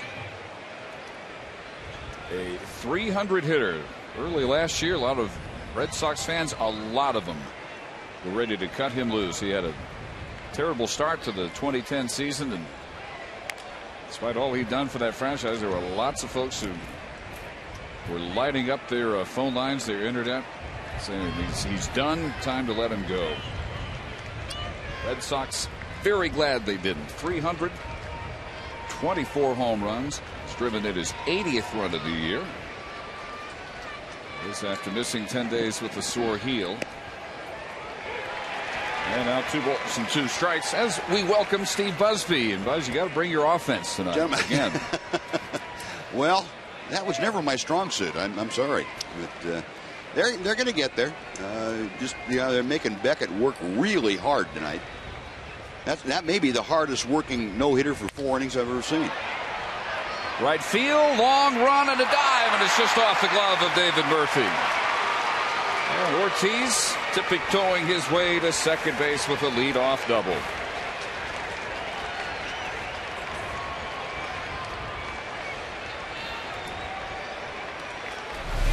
It looked like David was going to catch up with that ball. It's pretty well hit by Ortiz.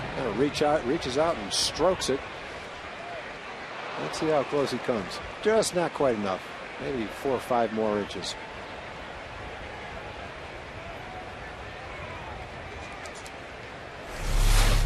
That is 10 base hits. And here is Lowry, who has none of them. He is lined to short and fly to center. Bunts here. And Harrison, after taking a look at third, settles for the sure out. And time to answer our AT&T trivia question. Record for the most home runs ever hit here at Rangers Ballpark in a single season. Well, there's a ways to go. 245 in both 2002 and 2003.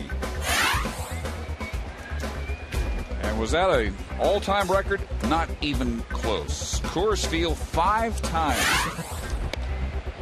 So more than that, including the all-time record for a single season. 303 in 1999 before they discovered the miracle of the humidor. U.S. Cellular Field twice. 04 and 06 had more. Minute Maid Park when it opened. Remember what a launching pad it was. Great Astro hitters enjoying their new confines. Carl Crawford drove in 2 of their 4 first inning runs with the double with 2 outs. This line drive handled by Murphy. Here comes Ortiz, and he runs well enough to score again. Get back to Napoli homer. They're back up by 6. Buzz, when you look at Matt's splits, you see that left-hand hitters hit 290-ish, right-hand hitters hit 240-ish. And in tonight's game, the left-hand hitters have had some pretty good at-bats. Is that something that's individual to a left-hander, or is there a reason when you see lefties hit lefties why they're able to do that, do you think? I think in Matt's case, Tom, it's because Matt Harrison relies on the changeup a lot. When he's throwing well, he throws a good changeup, and it's negated by a left-handed hitter. It's hard for most guys. It's hard to throw a straight changeup to the same side batter that you throw from, right-hander, right-hander, left-hander, left-hander, because it moves away from the opposite side hitter, and you don't want to change up moving into the hitter. You know, you want to have it moving away from him if at all possible. So most guys don't have the kind of changeup they like to throw, and Matt doesn't really have a good hard breaking ball to nullify left-handed hitters. I think left-handed pitchers need a sharp, almost slider or a knee buckling curve, and I don't think Matt has either one of those to really work with yet. He's going to develop a cutter that he gets the consistency with. He'll be able to fight left-handers pretty well, but doesn't have that yet. Jason Varitek with the foul ball. Here's what Kevin Harmon, the Ranger trainer, was checking on about Mike Napoli. That clip there by Ortiz. Well, Big Poppy's had to do some running tonight. That's a little less than a graceful slide, but he made it. Scored from first on a double. Should have been out by 20 feet, but he scored. He ended up scoring on it. So he may have had a sore heel for a couple of days, but he's been tested on the base paths tonight.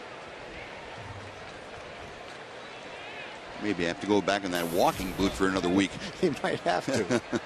That's a big man. I can't imagine having a foot problem for a guy that size. That's a large problem for a large man.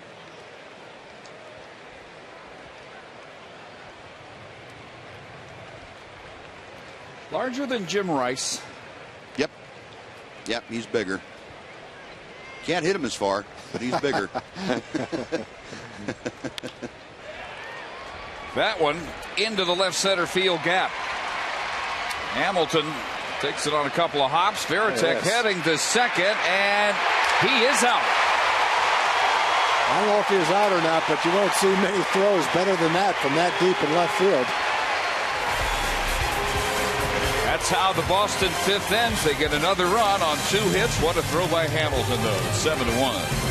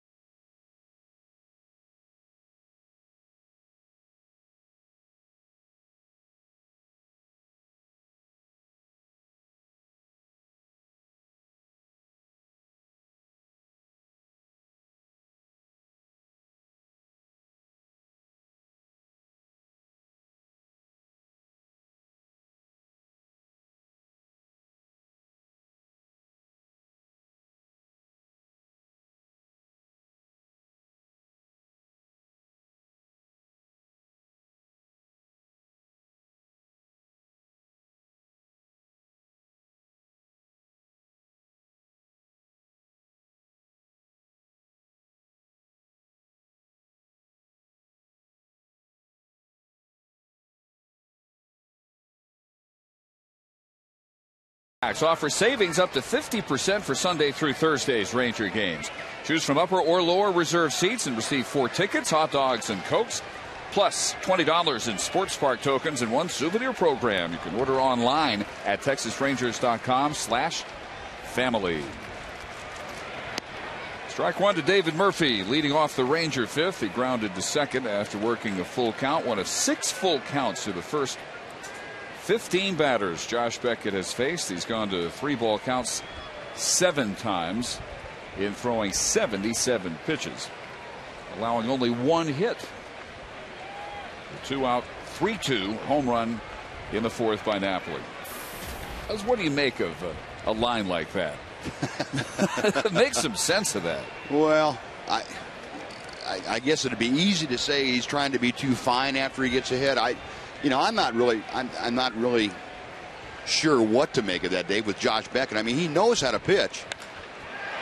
There's the Rangers' second base hit. Solid shot by David Murphy. And this isn't typical for him because his pitch counts haven't been that high in past games. I think it's one of those games where his command is off enough to where he tries to put somebody away. He can't quite locate. And the Rangers are doing a good enough job of taking relatively close pitches that, it's running his pitch count up pretty fast. I mean, it's not like everybody's going up there fouling ball after ball after ball off. A couple guys are. Yeah, I would agree with you there, Buzz. It looks like when he's ahead in the count and he tries to put the batter away, he can't get his curveball over for one thing. A lot of those are well out of the strike zone. So here's a rare sight. Beckett pitching from the stretch. Hasn't done that since the first. And to Andy Chavez, who flied to center his first time up. 80 pitches. 47-33 strike ball ratio.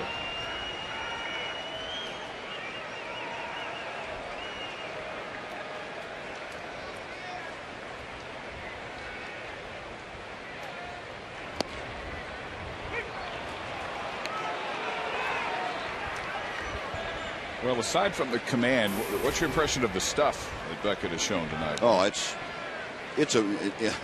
above average is quite an understatement. He has three very, very good pitches, Dave. His fastball, whichever one he chooses to throw, whether it's the two-seamer or four-seamer, is well above average. He can pump it up there at 96, 97. Still, he doesn't do it as often. He's kind of like Verlander in that regard, but a great curveball. Changeup is still very, very good, and that cut fastball or hard slider, if you want to call it that, it's the full package. Always has been. The only question about Josh Beckett going back through his career was, would he get himself in trouble? Would he beat himself by trying to do too much with that stuff instead of just letting it be what it is? I think some guys have a tendency, no matter how good stuff you look at them and say, oh, that's great stuff. They try to make it better, and I think that's when you get yourself in trouble. I think he's getting real comfortable with who he is now as a major league pitcher. Boy, that is something. As good stuff as he has. Still trying to make it better. Well, the Rangers bunch back-to-back hits now, and 3 of the last 4 Ranger hitters have connected for base hits.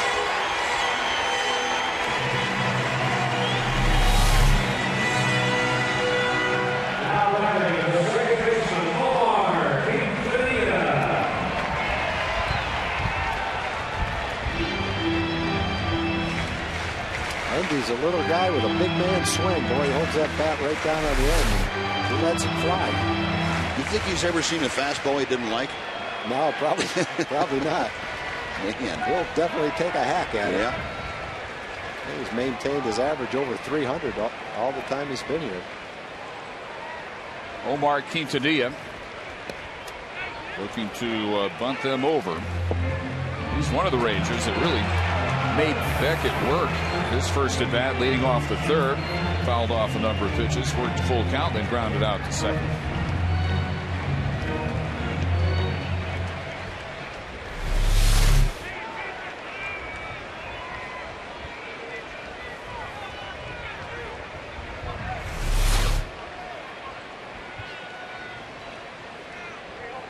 First look at bunting in there for a strike, swinging away, and strike 2.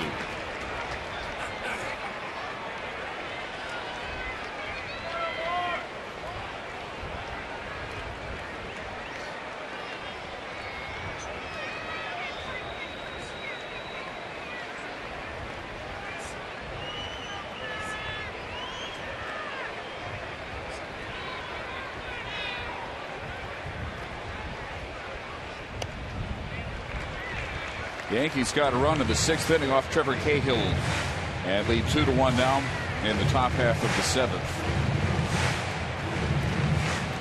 CC Sabathia going for his 18th win. Ron Washington said before the game he doesn't pay attention to the standings until mid-September. Still 3 weeks from when he'll be doing any serious scoreboard watching. That's pretty good discipline. I start watching the scoreboard on about April 4th. I was going to say. Every single day. How in the world can you not? Now, maybe during the course of a game, okay. But, I mean, it's up there every single day.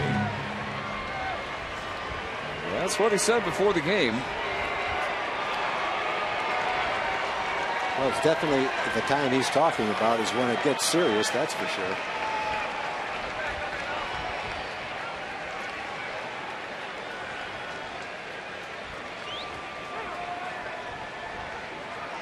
Quintanilla had the right idea. When Napoli tried to call time, he said time, and Dana Demuth didn't hear him. That time, Quintanilla, instead of saying anything, raised his backhand, and he was granted time.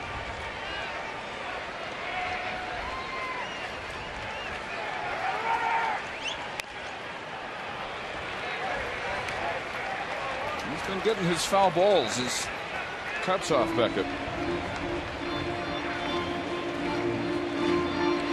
Ranger bench tonight. A 3-man bench, and it'll be that way probably for the next 10 days until Taylor Teagarden can come back up. It's Cruz with an off night in a 3-for-23 slump. Torrey Alba getting the night off. And Craig Gentry, who will not be playing against the right-handed starter. And Kinsler DHing, so it's Quintanilla at second. Well, he flips a pop-up to the third baseman, Lowry. Well, the infield fly rule, there's the first out. So with Murphy at second, Chavez at first. Here is Ian Kinsler, who struck out and grounded to third.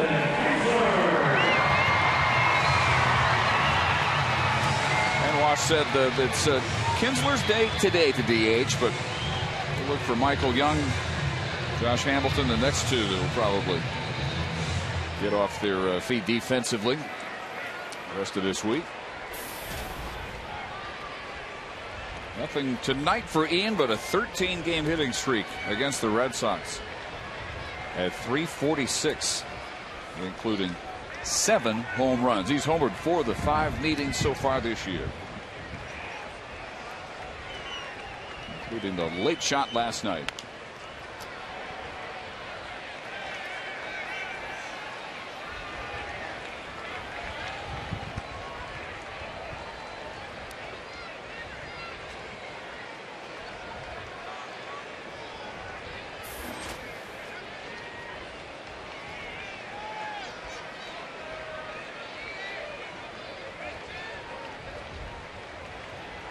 Only at bats and runners in scoring position tonight. The Napoli strikeout after the 2 first-inning walks, and the one just a moment ago by Quintanilla. Right back to Beckett, somehow spears it. Well, that's helping yourself out by fielding your position right there. I don't know how he caught it, but the way he finished allowed him to be in position to catch that ball. However hard it came in, it went back at him harder.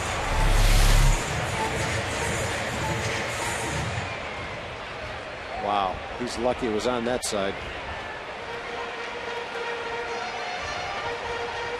That didn't come far from taking his jaw off. Wow. That hit him in the ribs. It would have knocked the wind out of him, broken his ribs. He was knocking that chin whiskers off. Whew.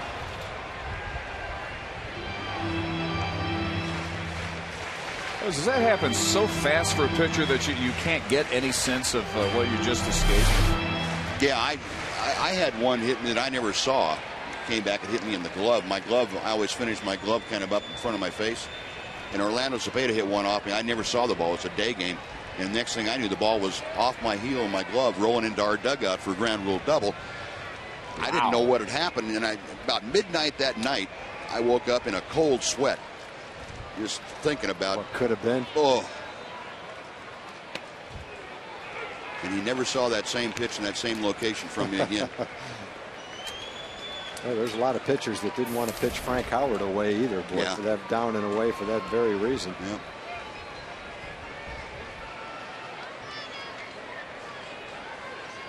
Well, a hard-earned second out here.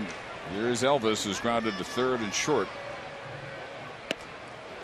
And now down 0-2.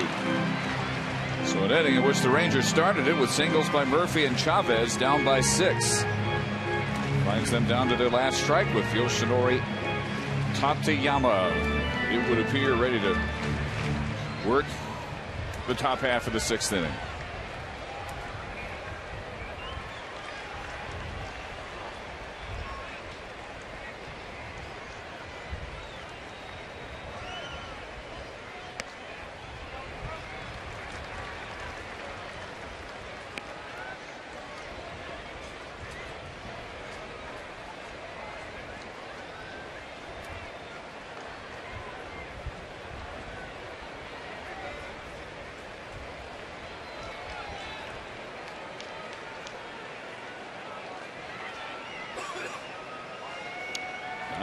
Pitches. Boy, that's a lot to get through 5 innings. And another line drive out. This one right to Pedroia. Well, Buzz, you did your best. Some hard hit shots. Thanks, Dave. Talk to you after the game. All right.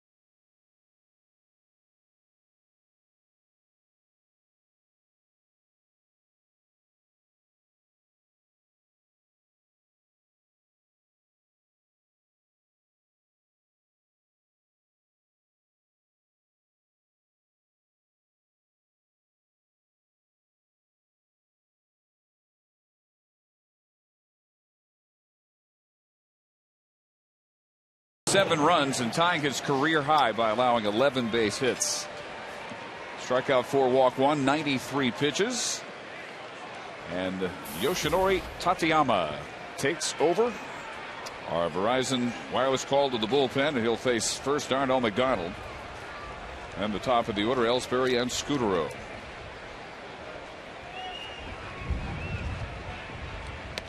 Tateyama worked the 9th inning last night and retired Lowry, Crawford, and the Ryan LaVarn way, 1, 2, 3. Couple of pop-ups and a strikeout.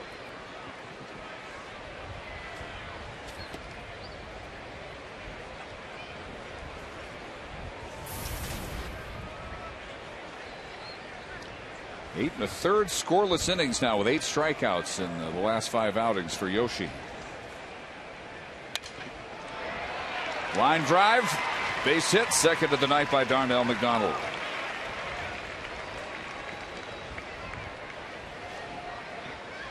Well, Tom, as you said earlier, the more these last 2 games wear on, how good does C.J. Wilson look now for that Monday night shutout that he started? Red Sox are swinging the bats, that's for sure.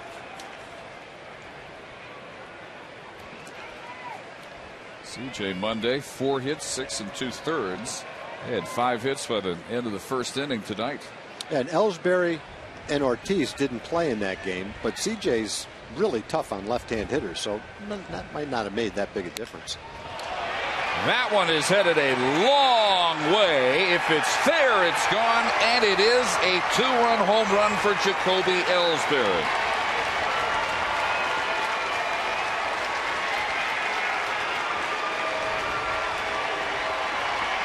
Well, you just watch the things he can do on a field, and you can see the kind of player that he's become this year.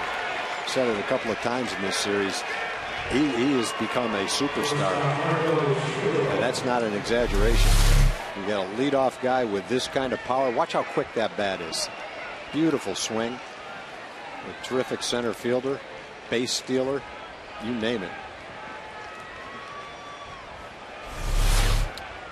23rd home run of the year. 3rd hit of the night. 380 feet right down the line.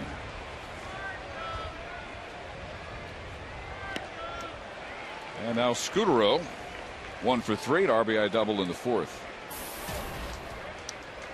And to do that against Tateyama, he had allowed 1 run in his last 14 games and 19 innings. That was a home run by the Indians' Jason Kipnis on August 6th. His ERA had dropped almost 2 full runs from 4.26 to 2.37.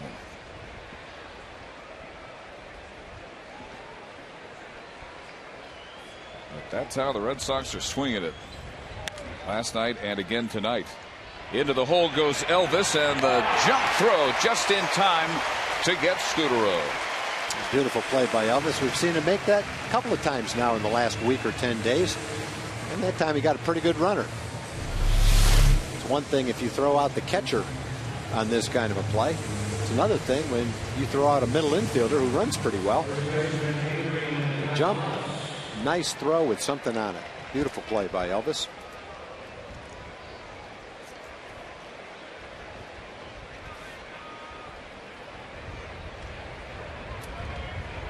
He's definitely out.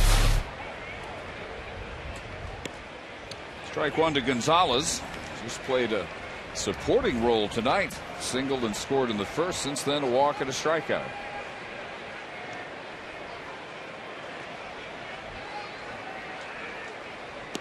Last night, 3 for 4, 2 homers, driving in 3 runs.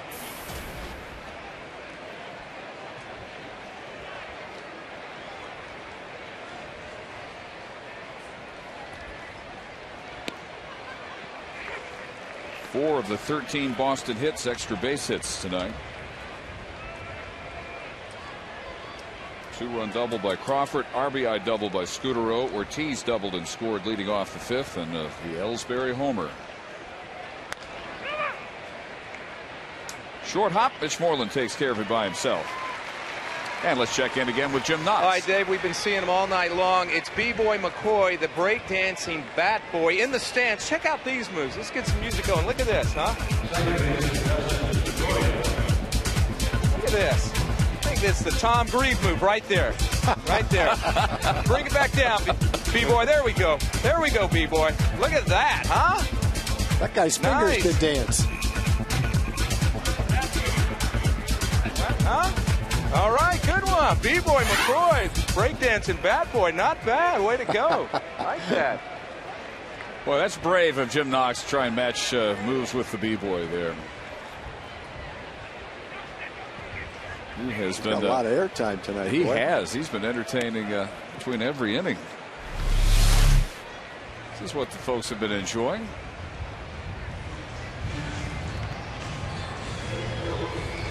Best thing is watching the players look up and expressions on their face.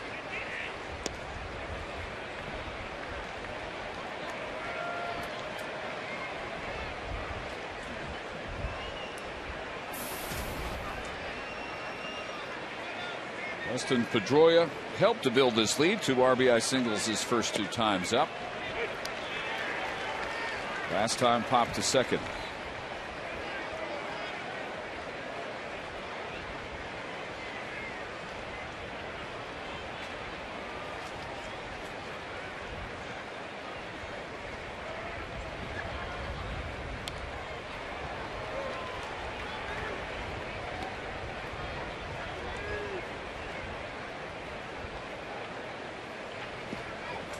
Ryan Fuentes has now come on for the A's in relief of Trevor Cahill. Bottom of the 7th at New York. That's still 2-1 Yankees.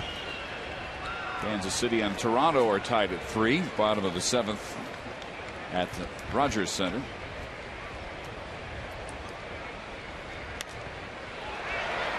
And a high pop-up, which Napoli chases down. The wind knocks that thing almost back into the seats. Nice play.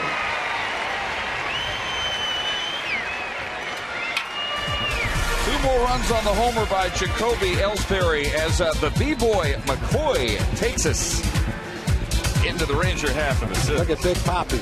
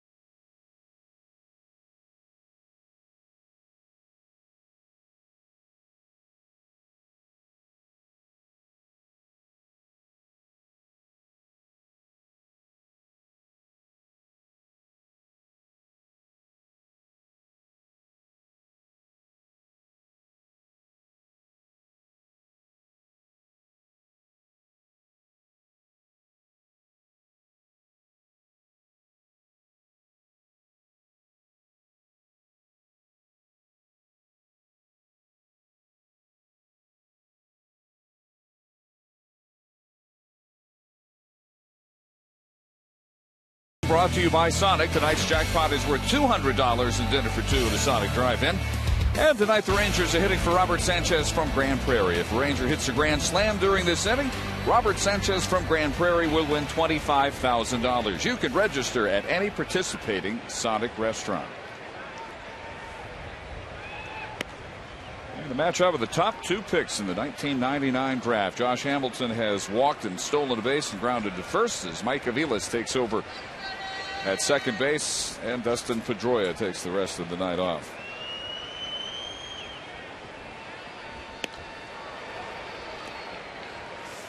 Josh Beckett had not allowed a hit until a 2-out home run by Mike Napoli in the 4th. He gave up singles by Murphy and Chavez to begin the 5th, then retired Quintanilla on a pop and sizzling line drive outs by Kinsler right back to him, and Andrus to Pedroia to end that threat. He neared 100 pitches.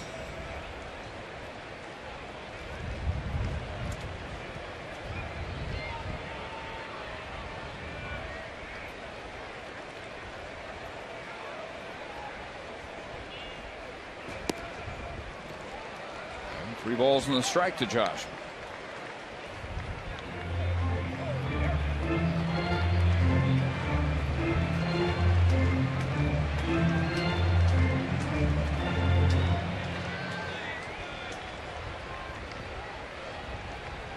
Number 100 is fouled off. And the 7th full count of the night is Darren O'Day, just up from Round Rock, giving the Rangers an extra arm in the bullpen. I really like the numbers that Darren compiled down in Round Rock. 20 innings, 26 strikeouts. That's good to see. Darren, of course, coming back from surgery. Big part of the Ranger bullpen the last couple of years. To center field in a few steps is Ellsbury. Hamilton, who was 6 for 12 with 2 homers against Beckett before tonight, now 0 for 2. Fox Sports Southwest and the Texas Rangers have teamed up with Carter Blood Care for the Great American Give. When you give blood to Carter Blood Care in August, you'll automatically be registered for a chance to win a Fox Sports Southwest VIP experience here at Rangers Ballpark in Arlington. Michael Young walked in the first, flied to right on the only pitch he saw in the fourth.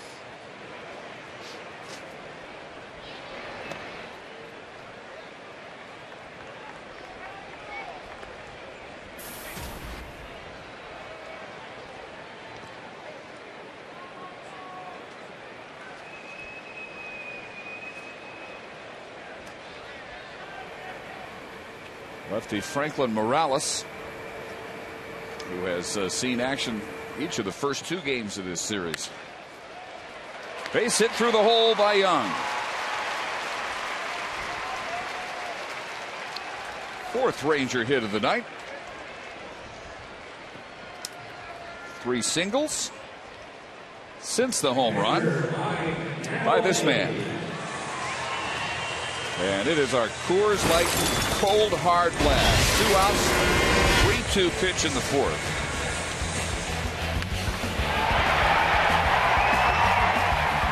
That's hard to hit that pitch that far. But Mike Napoli can hit that high fastball, boy. Look at Michael Young.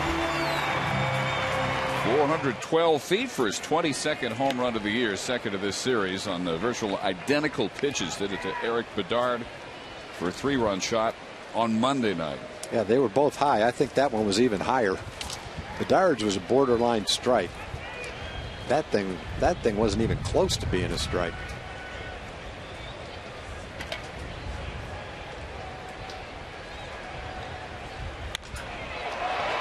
Center field, Ellsbury going back and reaches up to make the running catch. Deepest part of the park. He robs Napoli out number 2. It's tough to make up 8 runs, but the Rangers have actually hit the ball hard the last couple of innings. They had 2 hard hit balls by Murphy and Chavez to start the 5th, and then Kinsler and Andrus hit 2 line shots for outs. And now Napoli has one run down by Ellsbury in deep right center field. Well, swinging the bats pretty well the last couple of innings without anything to show for it.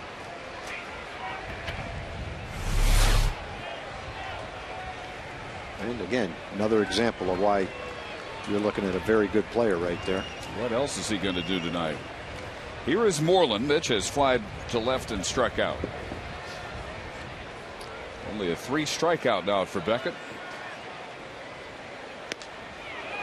140 strikeouts on the year.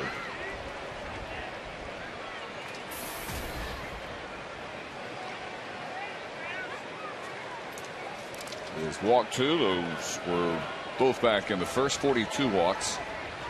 About to finish his 163rd inning. And about to improve his record to 11-5.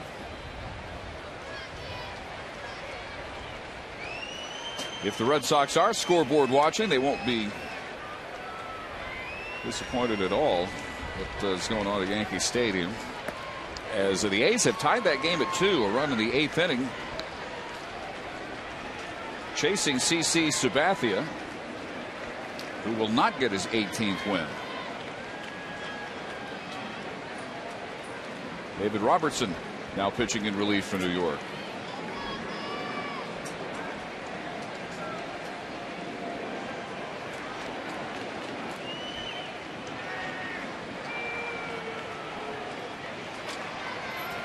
Well, we're talking about this Monday. Here's the pitch from Bedard. High.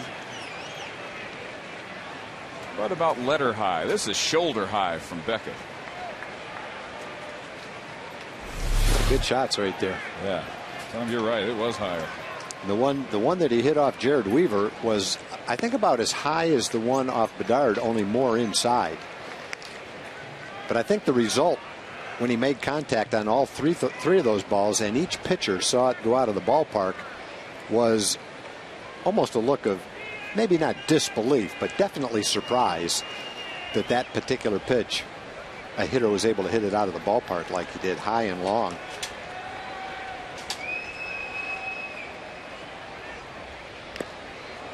Jared Saltalamacchia said the same thing before the game last night. He said that Art put that pitch exactly where they wanted. Could not believe where it landed. Well, if you're a pitcher, that's all you can do is make your pitch. But I think you also have to understand, and they do, that these guys are pretty good hitters in the big leagues. And if you make your pitches, statistically, you're going to get the hitters out on a consistent basis and be a very good pitcher. But every now and then, even a perfect pitch that you're trying to make, these guys are able to turn it around. Well, Moreland strikes out, and that will do it for Josh Beckett in the 6th inning, probably for the night at 110 pitches, leading 9-1.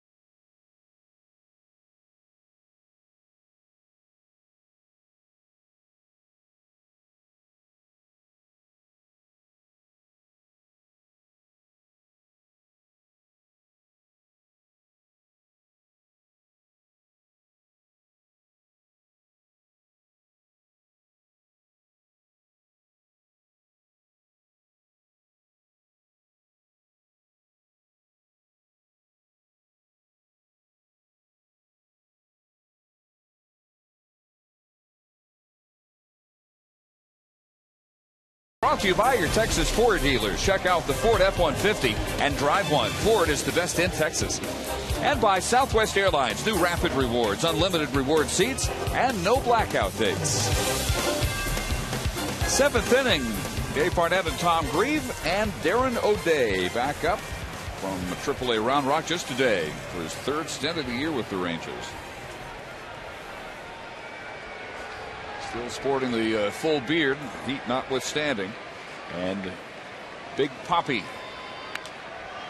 who's had a big night, an RBI single, a run in the 1st, a double and a run in the 5th. There are the numbers, Tom, that you mentioned so impressive at Round Rock. Yeah, all the numbers are good. Nice low ERA, 26 strikeouts, only 4 walks in 20 innings, and good solid opponent's batting average, too. So nice to see Darren back on track. Can be a big help to the big league team. Been a huge part of the Rangers' late inning bullpen the last couple of years.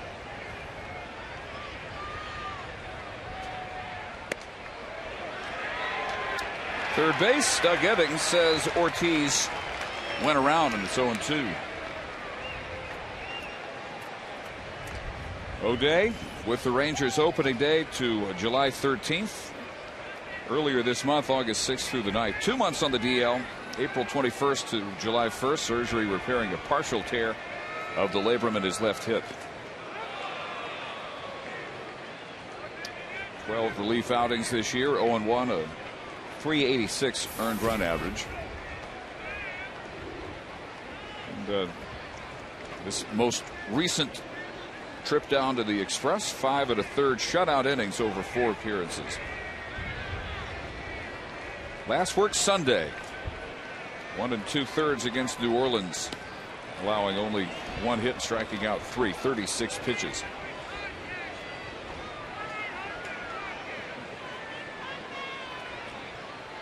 So up here tonight, as Ron Washington hoped he would not have to use Scott Feldman, and he hasn't. Another day off for the Rangers long man. And Ortiz again could not hold off and strikes out for the second time tonight.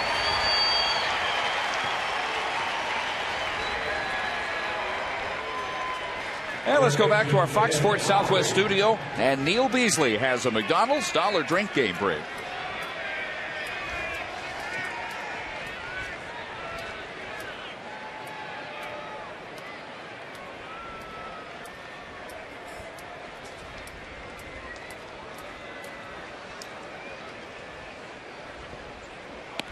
And strike 1 to Jed Lowry, who has lined to short, fly to center, and lay down a sacrifice.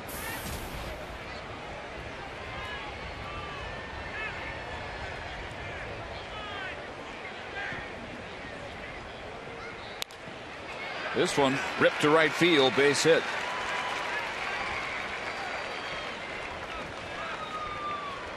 Everyone in the Boston lineup today has at least 1 hit.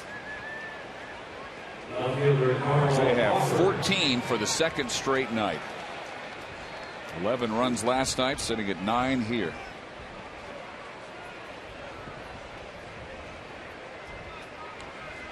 Carl Crawford had a big one early, a 2-run double in the first, expanding what was already a 2-0 lead. Drove in a run on a sacrifice fly in the 5th. And sends Endy Chavez racing back, looking up, off the railing in center field.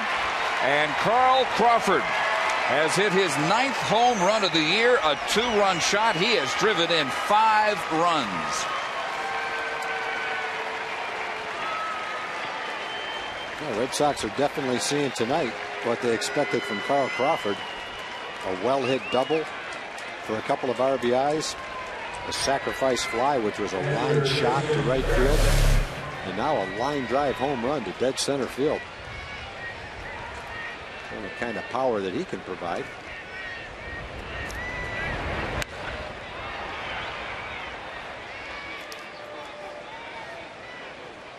.403 feet. His 9th of the year. He's gone from 41 to 46 RBIs. 4 plate appearances. Jason Varitek has struck out, grounded out, and his base hit last time up. He was thrown out trying to stretch it to a double. That ended the 5th inning. Beautiful throw by Josh Hamilton.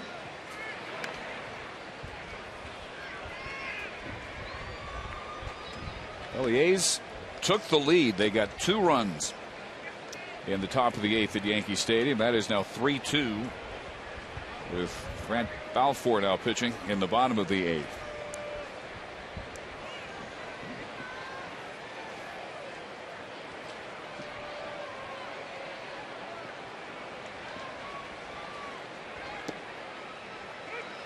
Our Coors Light freeze cam.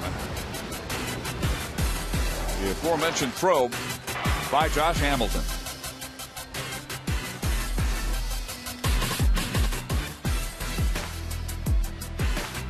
Varitek not agreeing that Quintanilla had the tag down in time.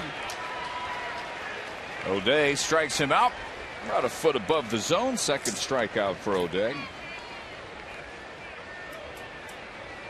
So he and Tatayama each giving up 2-run home runs.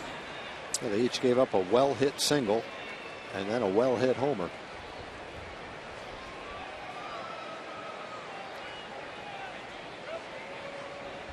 Darnell McDonald, a couple of hits, a couple of runs scored. This for Carl Crawford, his 3rd career 5 RBI game.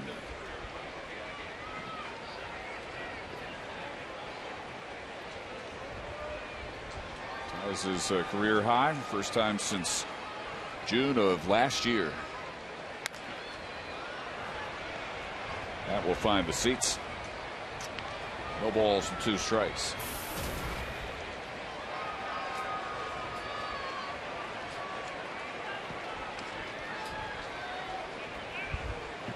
Toronto leading Kansas City 4-3, bottom of the 8th. Bottom of the 8th at Tampa Bay. Tigers and the Rays tied at 2.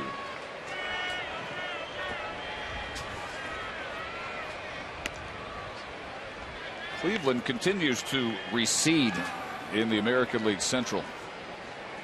They lost to Seattle again today, 9-2. And at the moment are 6.5 back, along with the White Sox.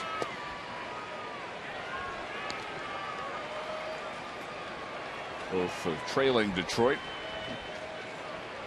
Baltimore just got 5 in the 5th.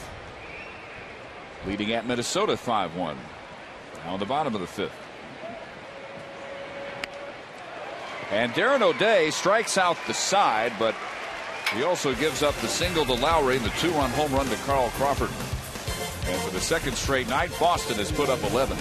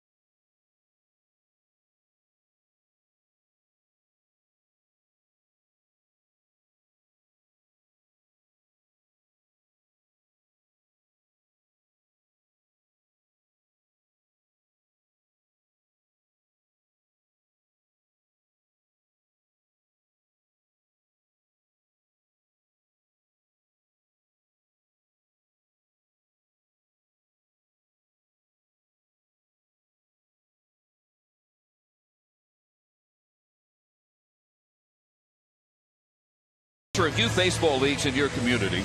If you'd like to learn more about Chevy youth baseball programs, go to youthsportswired.com. Well, for the 3rd time in this series, the lone lefty out of the Boston bullpen, Franklin Morales, former Colorado Rocky, will work the 7th inning. Left-handed hitters Murphy, Chavez, and Quintanilla scheduled against Morales, on for the 26th time. Last night faced only one batter, and he got Hamilton to line out to end the 7th. A 1-2-3-8 with 2 strikeouts of Cruz and Napoli on Monday night.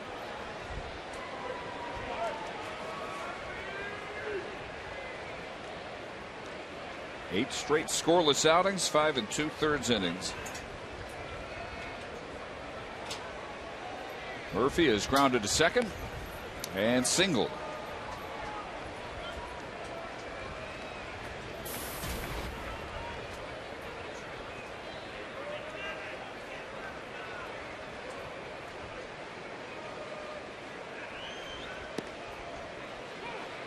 So Josh Beckett tonight, 6 innings, a run on 4 hits, struck out 4, walked 2. Josh Reddick now taking over for Carl Crawford in left field.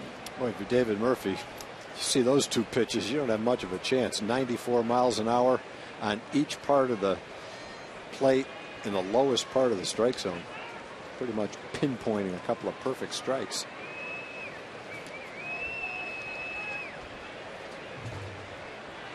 Beckett threw 110 pitches to get through 6.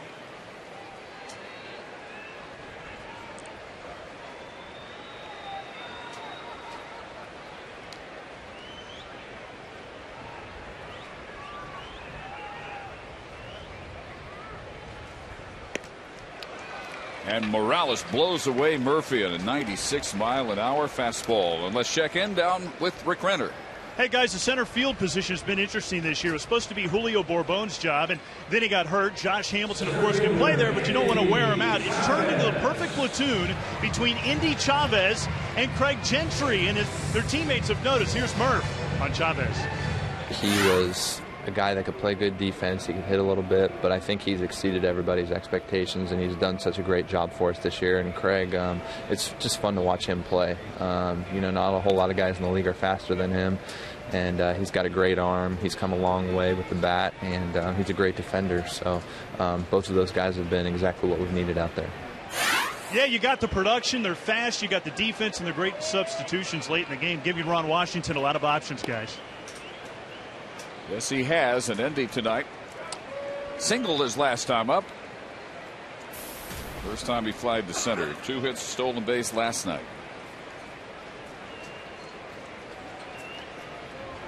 316 on the year with some power.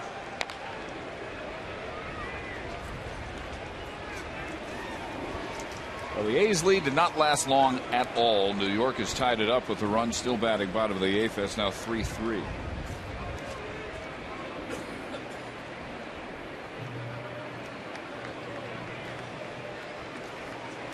Mark Teixeira is at his 35th home run of that game. Nick Swisher his 17th.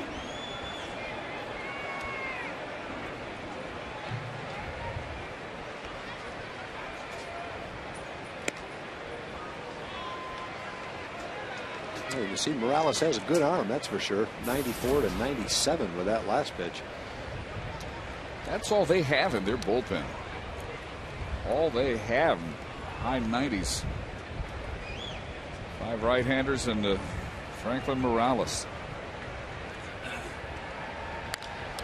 And the curveball into right center field, and Ellsbury runs that one down as well.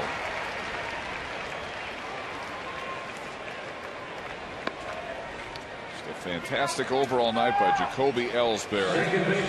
3 hits, including a 2-run home run. Stolen base. And they're covering all the ground necessary out in center field. So 2 outs in the Rangers' 7th. But here's Quintanilla. 0 for 2. Grounder to second and a pop to third.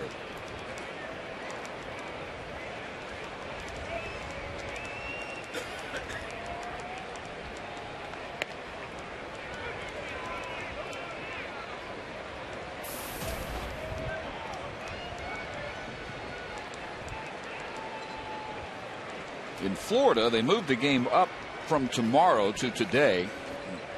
Cincinnati trying to finish a 3-0 shutout of the Marlins, who are batting bottom of the 9th.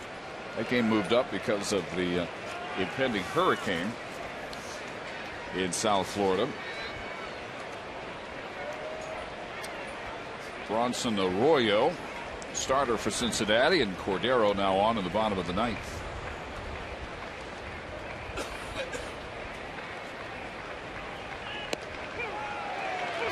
And Quintanilla sits down, a 1-2-3, 2-strikeout 7th inning. Morales has retired all 7 Rangers he's faced in this series.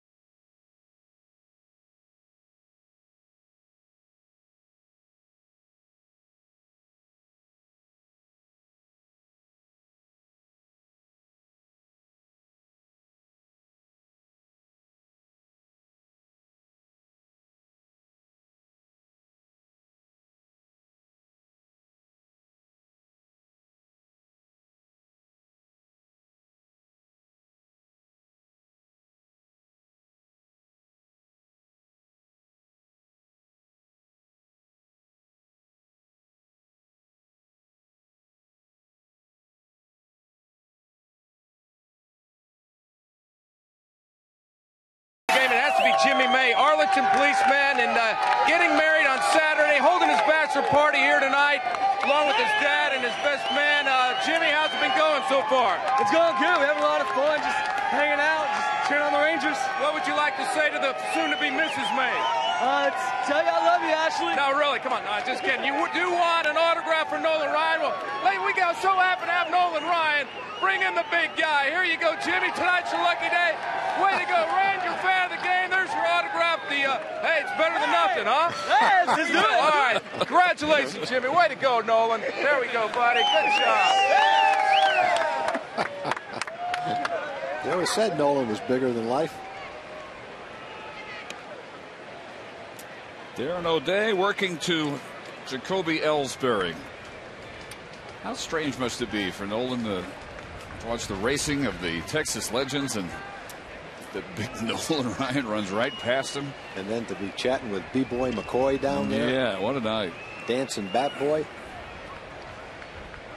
I don't think big racing Nolan has he lost a race yet? I don't know. So. Jim Bowie came pretty close. Might have pulled a muscle one day. Jim Bowie was wielding that knife, and he was very close tonight. I think it might have been Big Nolan's narrowest margin of victory. 2-2 to Ellsbury. Singles his first two trips, a stolen base, scored both times, and then drove a two-run home run off Tateyama down the right field line, 380 feet, his 23rd of the year.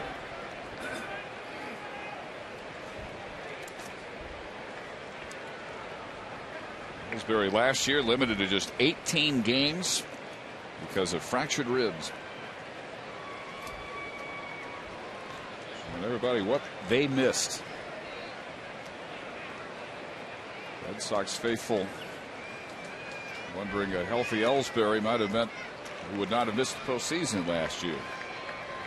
Performance like tonight, and you have to think there's something to that.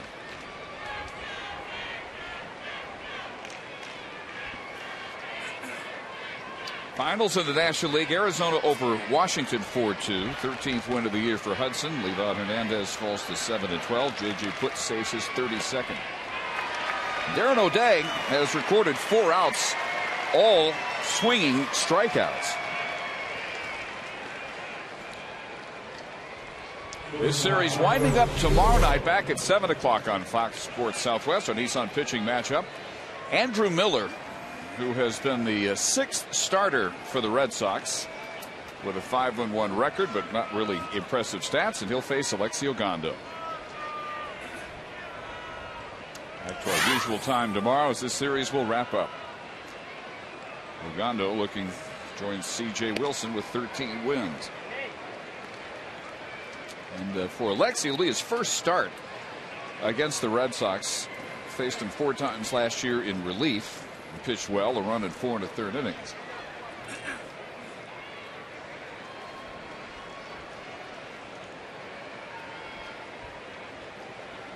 Andrew Miller, former high first-round pick by the Tigers out of the University of North Carolina.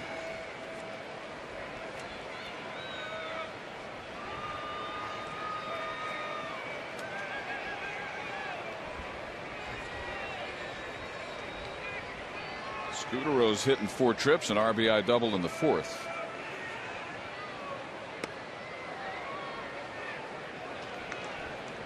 Florida won the first game of the day-night doubleheader, 6-5 over Cincinnati.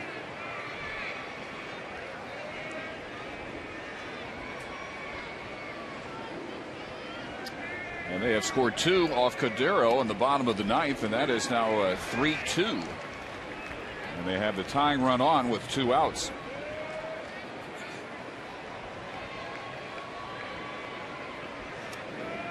Wrigley Field, Chicago 3, Atlanta nothing. A 1-hitter for Wells. Through 6, comes batting bottom of the 6th. Matt Albers up in the Red Sox bullpen as Scudero works a walk. That is one thing that the Red Sox have not had tonight. Matt Harrison walked only 1 in his 5 innings.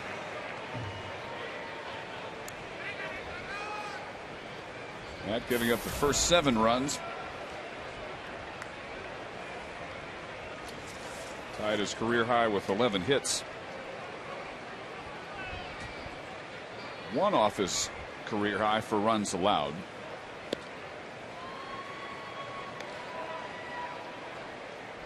And tied the most he's allowed this year. He also allowed 7 in 3 innings back in April against the Blue Jays.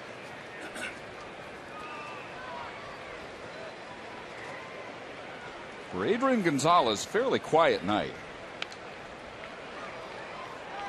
Singled and scored in the first, a walk, a strikeout, and a ground out since then. Yeah, the Red Sox have hit a lot of balls hard in this game, and there's no doubt they should have scored a lot of runs. But in the first inning, it was a little tapper to second by Ellsbury and a blooper to center by Gonzalez that got that 4-run inning started. After that, there was some hard hit balls, but that's what got it started. Well, that one is rocked down the right field line and foul. Just dropped that right in the triangle down there at 310 feet. Fenway Park, where the Red Sox play, have a right field that's even shorter than that. That missed by a couple of feet is all. That might have curved around the foul pole. Probably would have at Fenway Park. Yeah, that would have been a perfect pesky pole shot there. Might have hit it.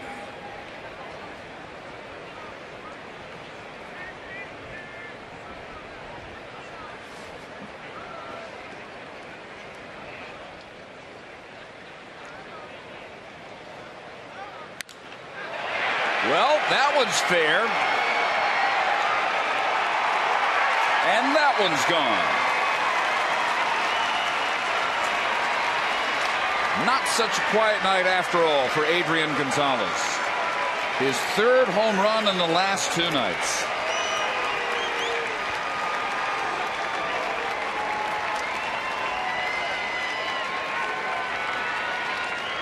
He's one of those hitters that can hit the pitch in with power and pull it, and hit the pitch away with power and drive it the other way.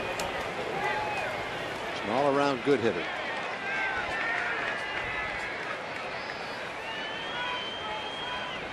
(13-1). And strike 1 to Mike Aviles, batting for the first time.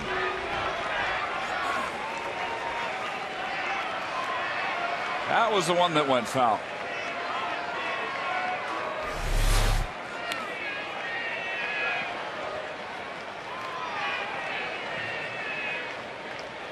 (408 feet on the 21st home run of the year for Gonzalez.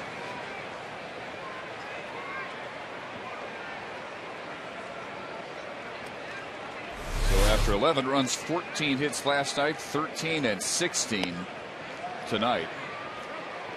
Kerwin Danley says Aviles went around there.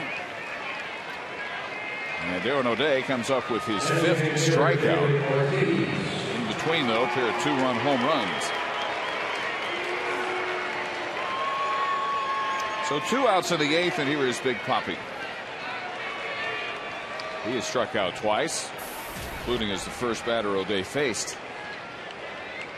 He's also singled and a run doubled and scored twice.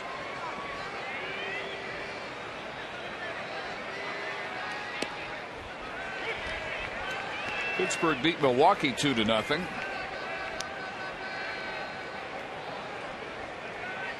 Aaron Thompson in his major league debut, 4 1/3 scoreless, and then former Ranger Jason Grilli came on in the 5th. Jason Grilli, good yes, for and him. he got the win. He was a good guy. Yes, he was. I played against his dad, Steve Grilli. He was a pitcher with the Tigers back in the 70s.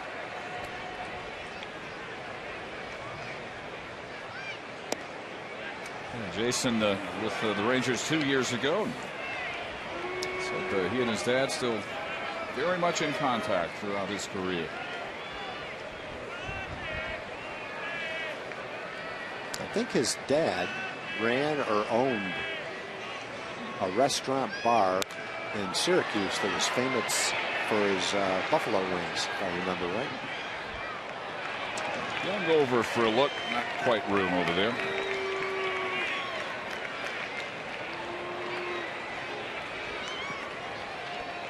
So the Pirates get the win.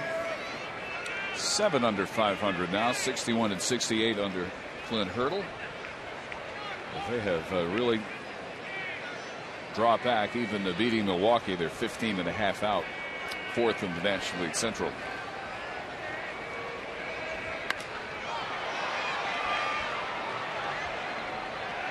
Mets beat the Phillies 7-4. Pelfrey over Kendrick. Dodgers beat the Cardinals 9-4. Kuroda over Garcia. And in 10 innings, Colorado over the Astros 7-6.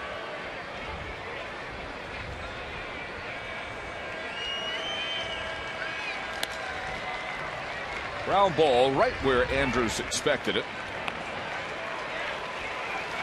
But for the Red Sox, another 2-run home run. They've had one in each of the last 3 innings off the Ranger bullpen.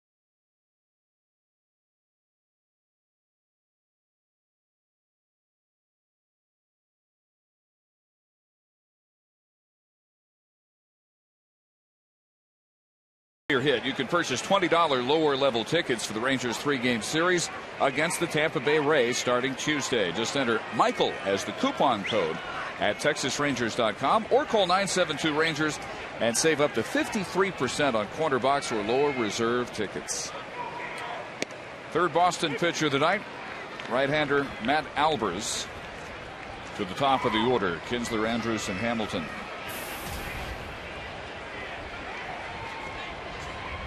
Albers threw a scoreless 7th inning on Monday night here. But before that, touched up for 8 runs over his previous 2 appearances in an inning and 2/3. Scored on 5 of 8 appearances in the month of August.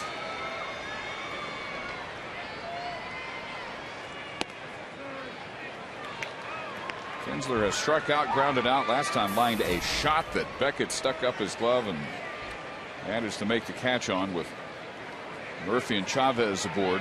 That was the second out back in the 5th. A 7-1 game at that time.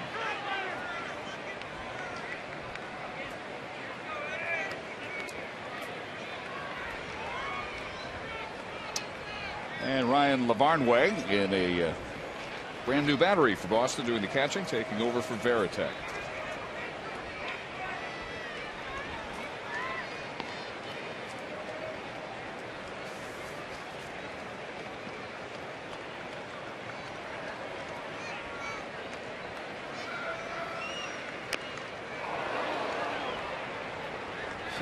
He's taking some big swings up there.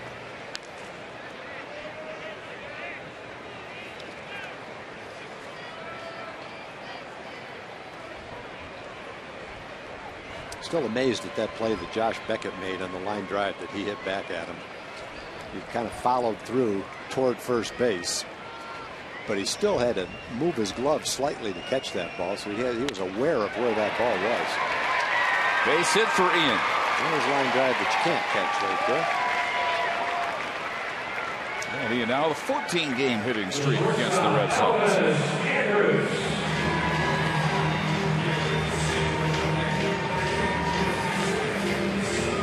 Fifth Ranger hit of the night.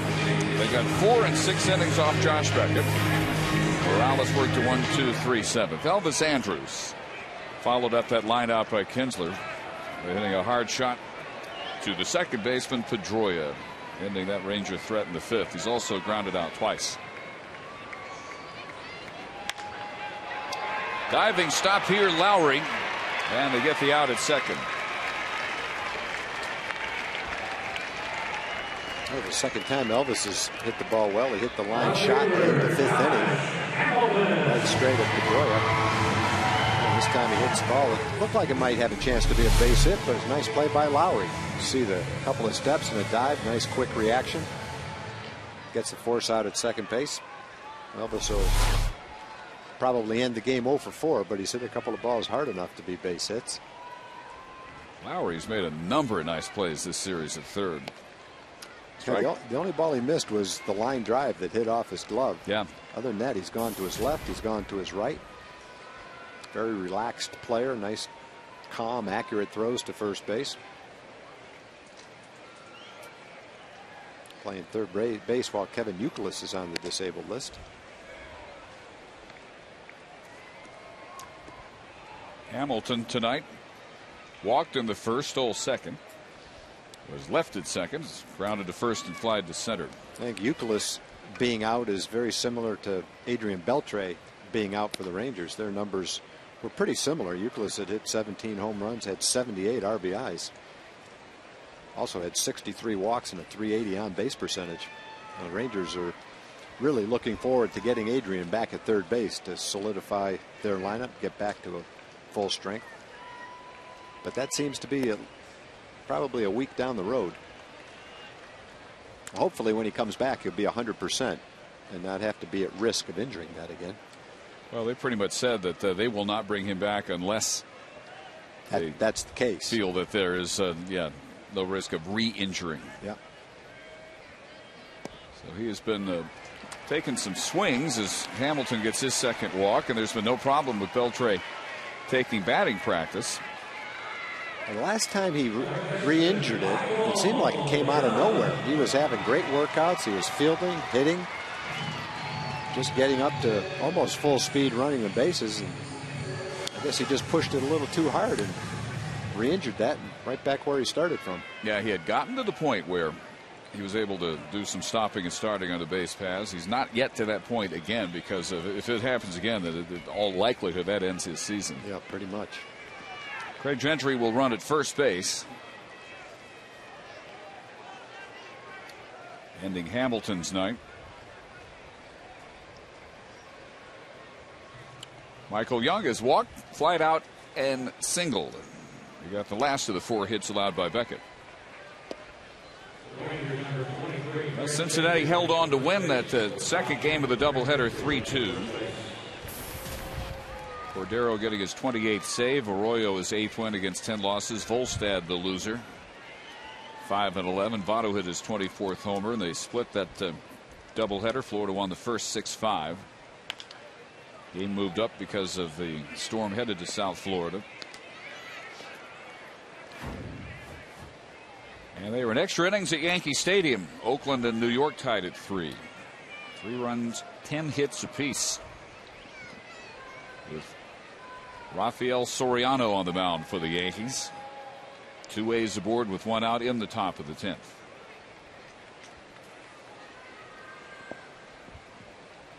Tigers and the Rays also in extra innings. 2-2, top of the 10th in St. Petersburg.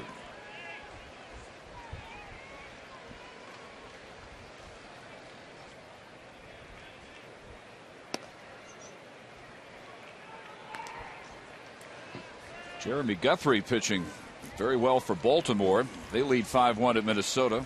Guthrie throwing a 4-hitter. Twins batting bottom of the 7th.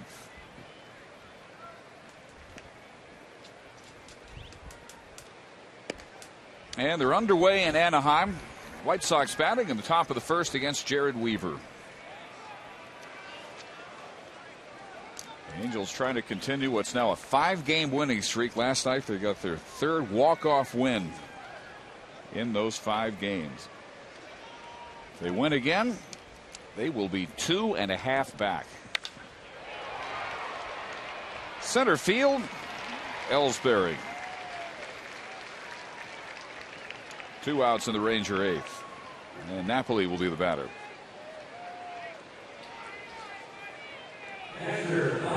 Rangers, of course, were up 7, almost 8 just last week, and this would be 4.5 games dropped in the standings in 8 days. That's assuming the Angels win tonight, but they're just getting started again.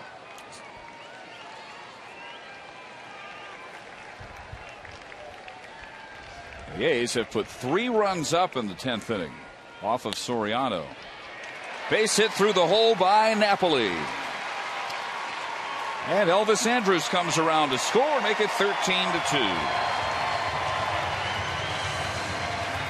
Napoli with both of the runs batted in with his home run back in the 4th.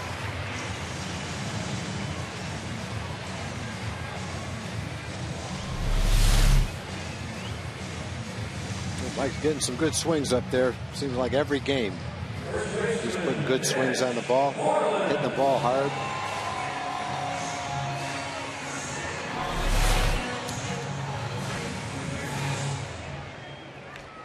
In that Oakland game, Coco Crisp just hit his 2nd home run. He hit one in the 1st and just hit a 3-run shot off of Soriano. Mitch Moreland has flied to left and struck out twice. 2 of the 4 strikeouts for Josh Beckett.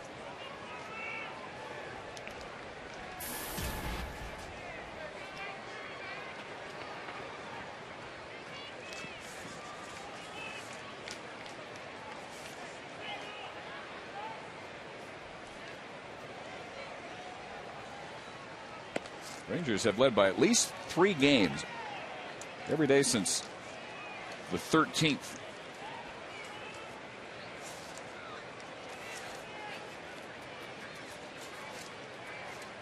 And the upcoming visit by the Angels, boy, does that loom large now. In here Friday, Saturday, and Sunday nights.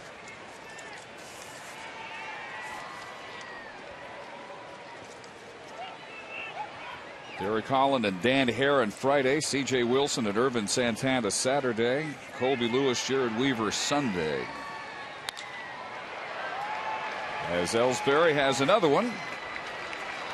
Rangers get their 2nd run, though, courtesy Mike Napoli.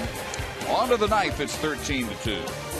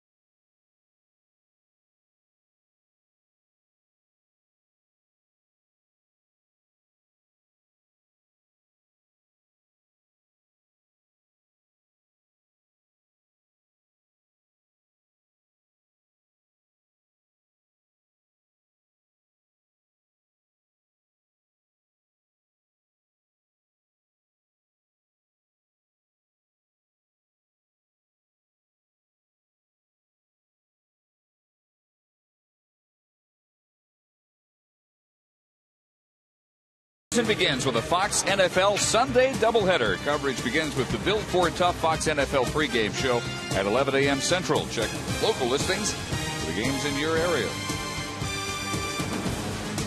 Mark Lowe on to work the ninth inning. Strike one to Jed Lowry. Mark working for the second straight night. He came on in the 8th last night. Had a couple of inherited runners score and a double by Scudero, then gave up his own 2-run double to Pedroia after a walk to Gonzalez. You're talking about the standings in the last couple of weeks. It really has been a roller coaster. When you look at where the Rangers were at the end of the last homestand going on the road to Oakland, they're ahead by a game or two going on that road trip. Rangers reel off 5 or 6 straight. The Angels lose 4 out of 5, 4 out of 6. Rangers stretch the lead to 7 quickly. And since that game got away, the 4th game got away, that 1-0 lead dried up and they lost 2-1. Angels have done the same thing. Angels haven't lost in 4 or 5 games. The Rangers in danger of losing 5 out of 7. So it went from 1 or 2 to 7, right back down to 2.5. Yep. But when you look at it right now, it doesn't feel good. But if you go back a couple of weeks, we're right about where we were 2 weeks ago. I guess the longer you maintain a 2 or 3 game lead, the better chance you have to win. Just got to get back on track. Yeah, slightly better actually. The Rangers started that road trip up 2, and then they swept 3 at Oakland, took the first 3 at Anaheim, so they picked up 5 games in as many days to get 7 up. And then right back down the roller coaster as the A's followed that walk-off win last Thursday to prevent the 4-game Rangers sweep and the 8-game lead. And they haven't looked back since then. Lowry rolls over on that one, grounds out to Quintanilla. 1 out in the Boston ninth. And let's go to John Radigan. All right, Dave, thanks very much. Down here on the set of Rangers Live, getting ready for the program tonight. And if you like alliteration, you'll like this one. Baseball with buzz, Twitter trends, and wisdom from Wash. Just some of the many things we'll have. Lots to talk about after this one.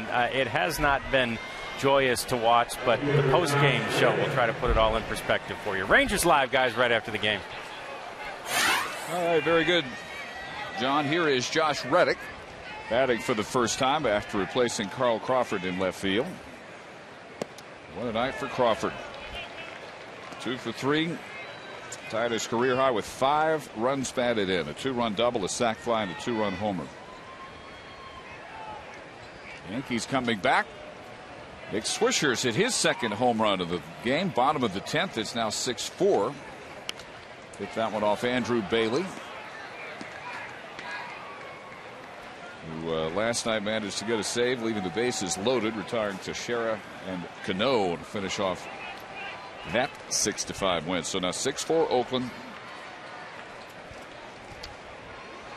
2 outs, bottom of the 10th.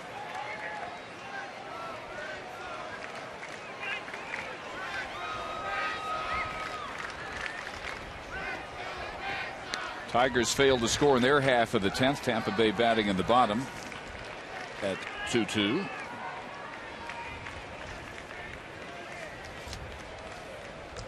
And the White Sox didn't score in their half of the first in Anaheim.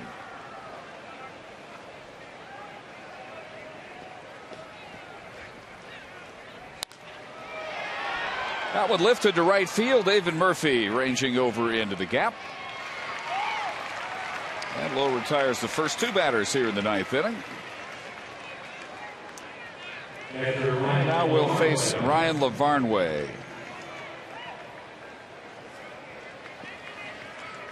Former 6th-round draft pick out of Yale.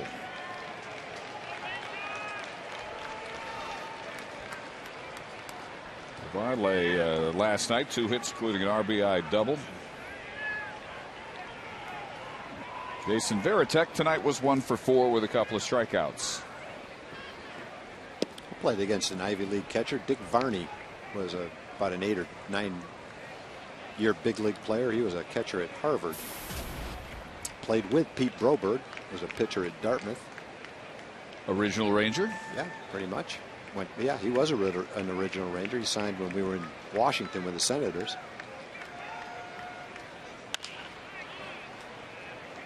Ground ball. And a much better performance tonight for Mark Lowe. A 1-2-3 ninth in the Ranger night. Bottom third of the order, down 13-2.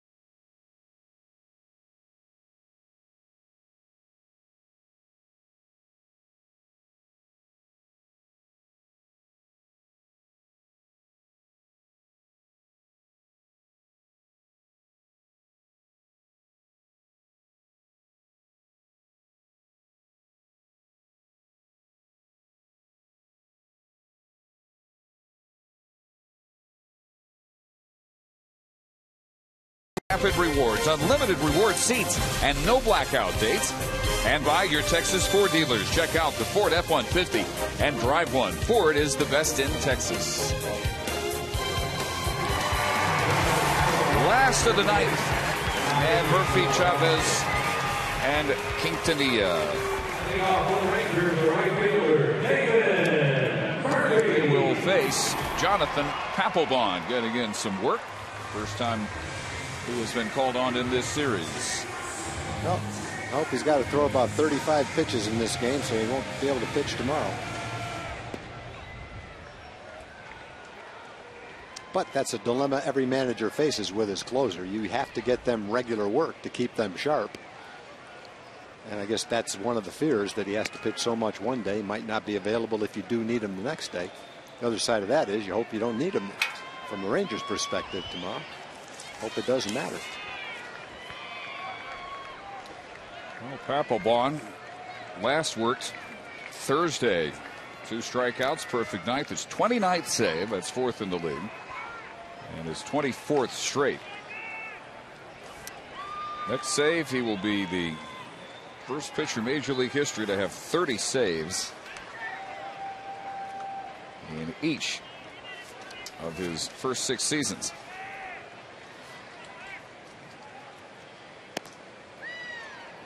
David Murphy has grounded out, singled, and struck out.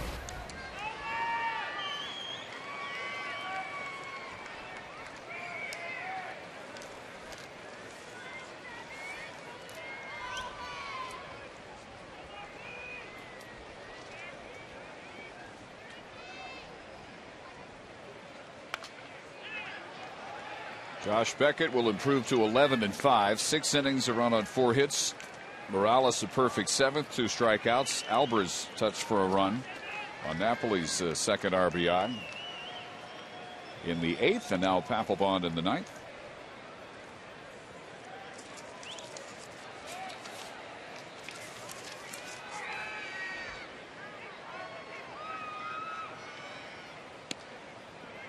Drops in the curve, 1-2. This would equal the largest losing margin for the Rangers this year. Lost by 11 to the Angels back on April 19th. Austin scored in every inning except the 3rd and the 9th. 7 runs in 5 innings off of Harrison.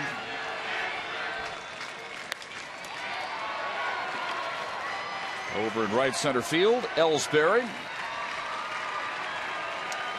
And one gone to the ninth. Ellsbury, a 2-run homer off Tateyama in the 6th. Crawford and Gonzalez got 2-run homers off O'Day in the 7th and the 8th. The last 2 nights, the Red Sox have shown the full capability of their offense.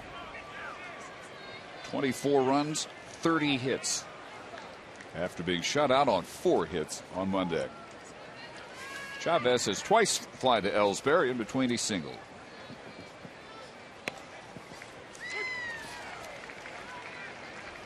But this can still be a 4-game series split with Alexi Ogando going to the mound against Andrew Miller tomorrow night. Alexi pitched well last time Saturday in Chicago. 7 innings, 2 runs on 6 hits. Took a no decision in which he left a 2-2 tie, but he worked into the 7th inning for the 3rd time in his last 4 games.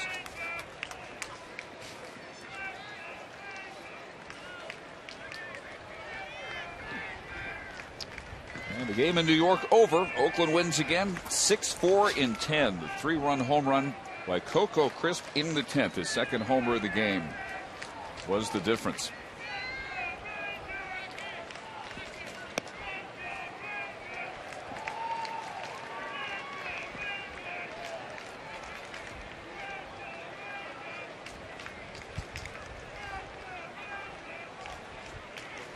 And Toronto has beaten Kansas City 4-3. Litch over Coleman. Save for Frank Francisco. Frankie Frank saves his 11th of the year.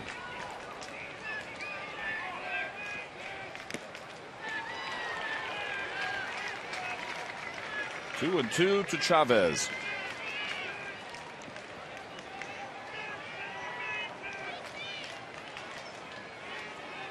There were 30,724 on hand. It was 104 degrees, and that dropped about 15 degrees within 2 innings. It's a very comfortable 84 degrees as we finish up. With a little looper, Ellsbury again. He's retired Chavez 3 times tonight. Both outs here in the 9th. Papelbon has a routine that he goes through before he throws every pitch. He sets himself, it's kind of like a putter, at least a professional putter, who lines up a putt, gets over the putt the exact same way every time. When he gets to the mound, he'll look for the sign, stare down at the ground, take a deep breath, look up, hold his hands back because they've got to go there anyway. Makes his delivery a little more efficient. But one of the reasons he's probably as consistent as he is he does the exact same thing every time. I figure that's been coached into him, or deep breath. You know, maybe a sports psychologist. Look down, look up. Andy Pettit used to do something very similar to that every pitch. He'd look down at the ground and then slowly look up for the sign, almost as if that begins the focus before he starts to throw the pitch.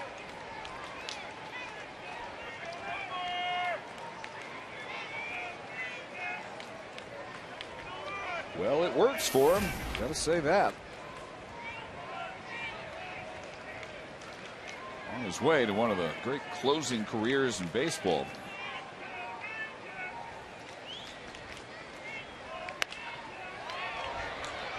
Pop up down the left field line into the seats. 2-1 to Quintanilla.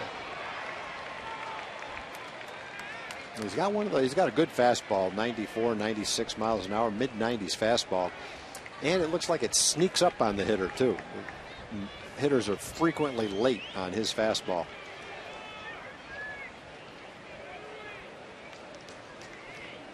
And he throws a lot of fastballs too. It's not much of a secret when you go up there. I mean, you may see something other than the fastball, but very seldom will you not see some fastballs in your at bat. There's the focus in the eyes.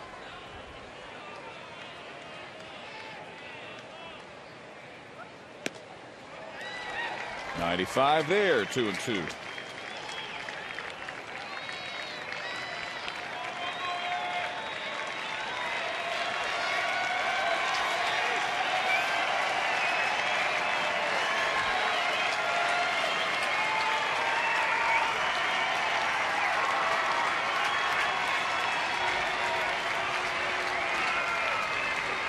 Loaded and ready. Full count. So throwing a few pitches. This will be at least a 15-pitch ninth inning.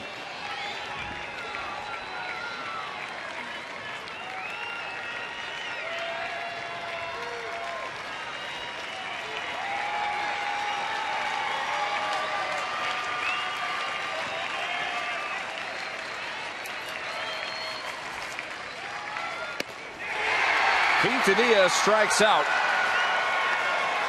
and Boston wins game 3 of the 4-game series by a final of 13-2, and they take over sole possession of first in the American League East by a game over the Yankees with a record of 79 and 50, and the Rangers fall to 74 and 57. Rangers live on the other side.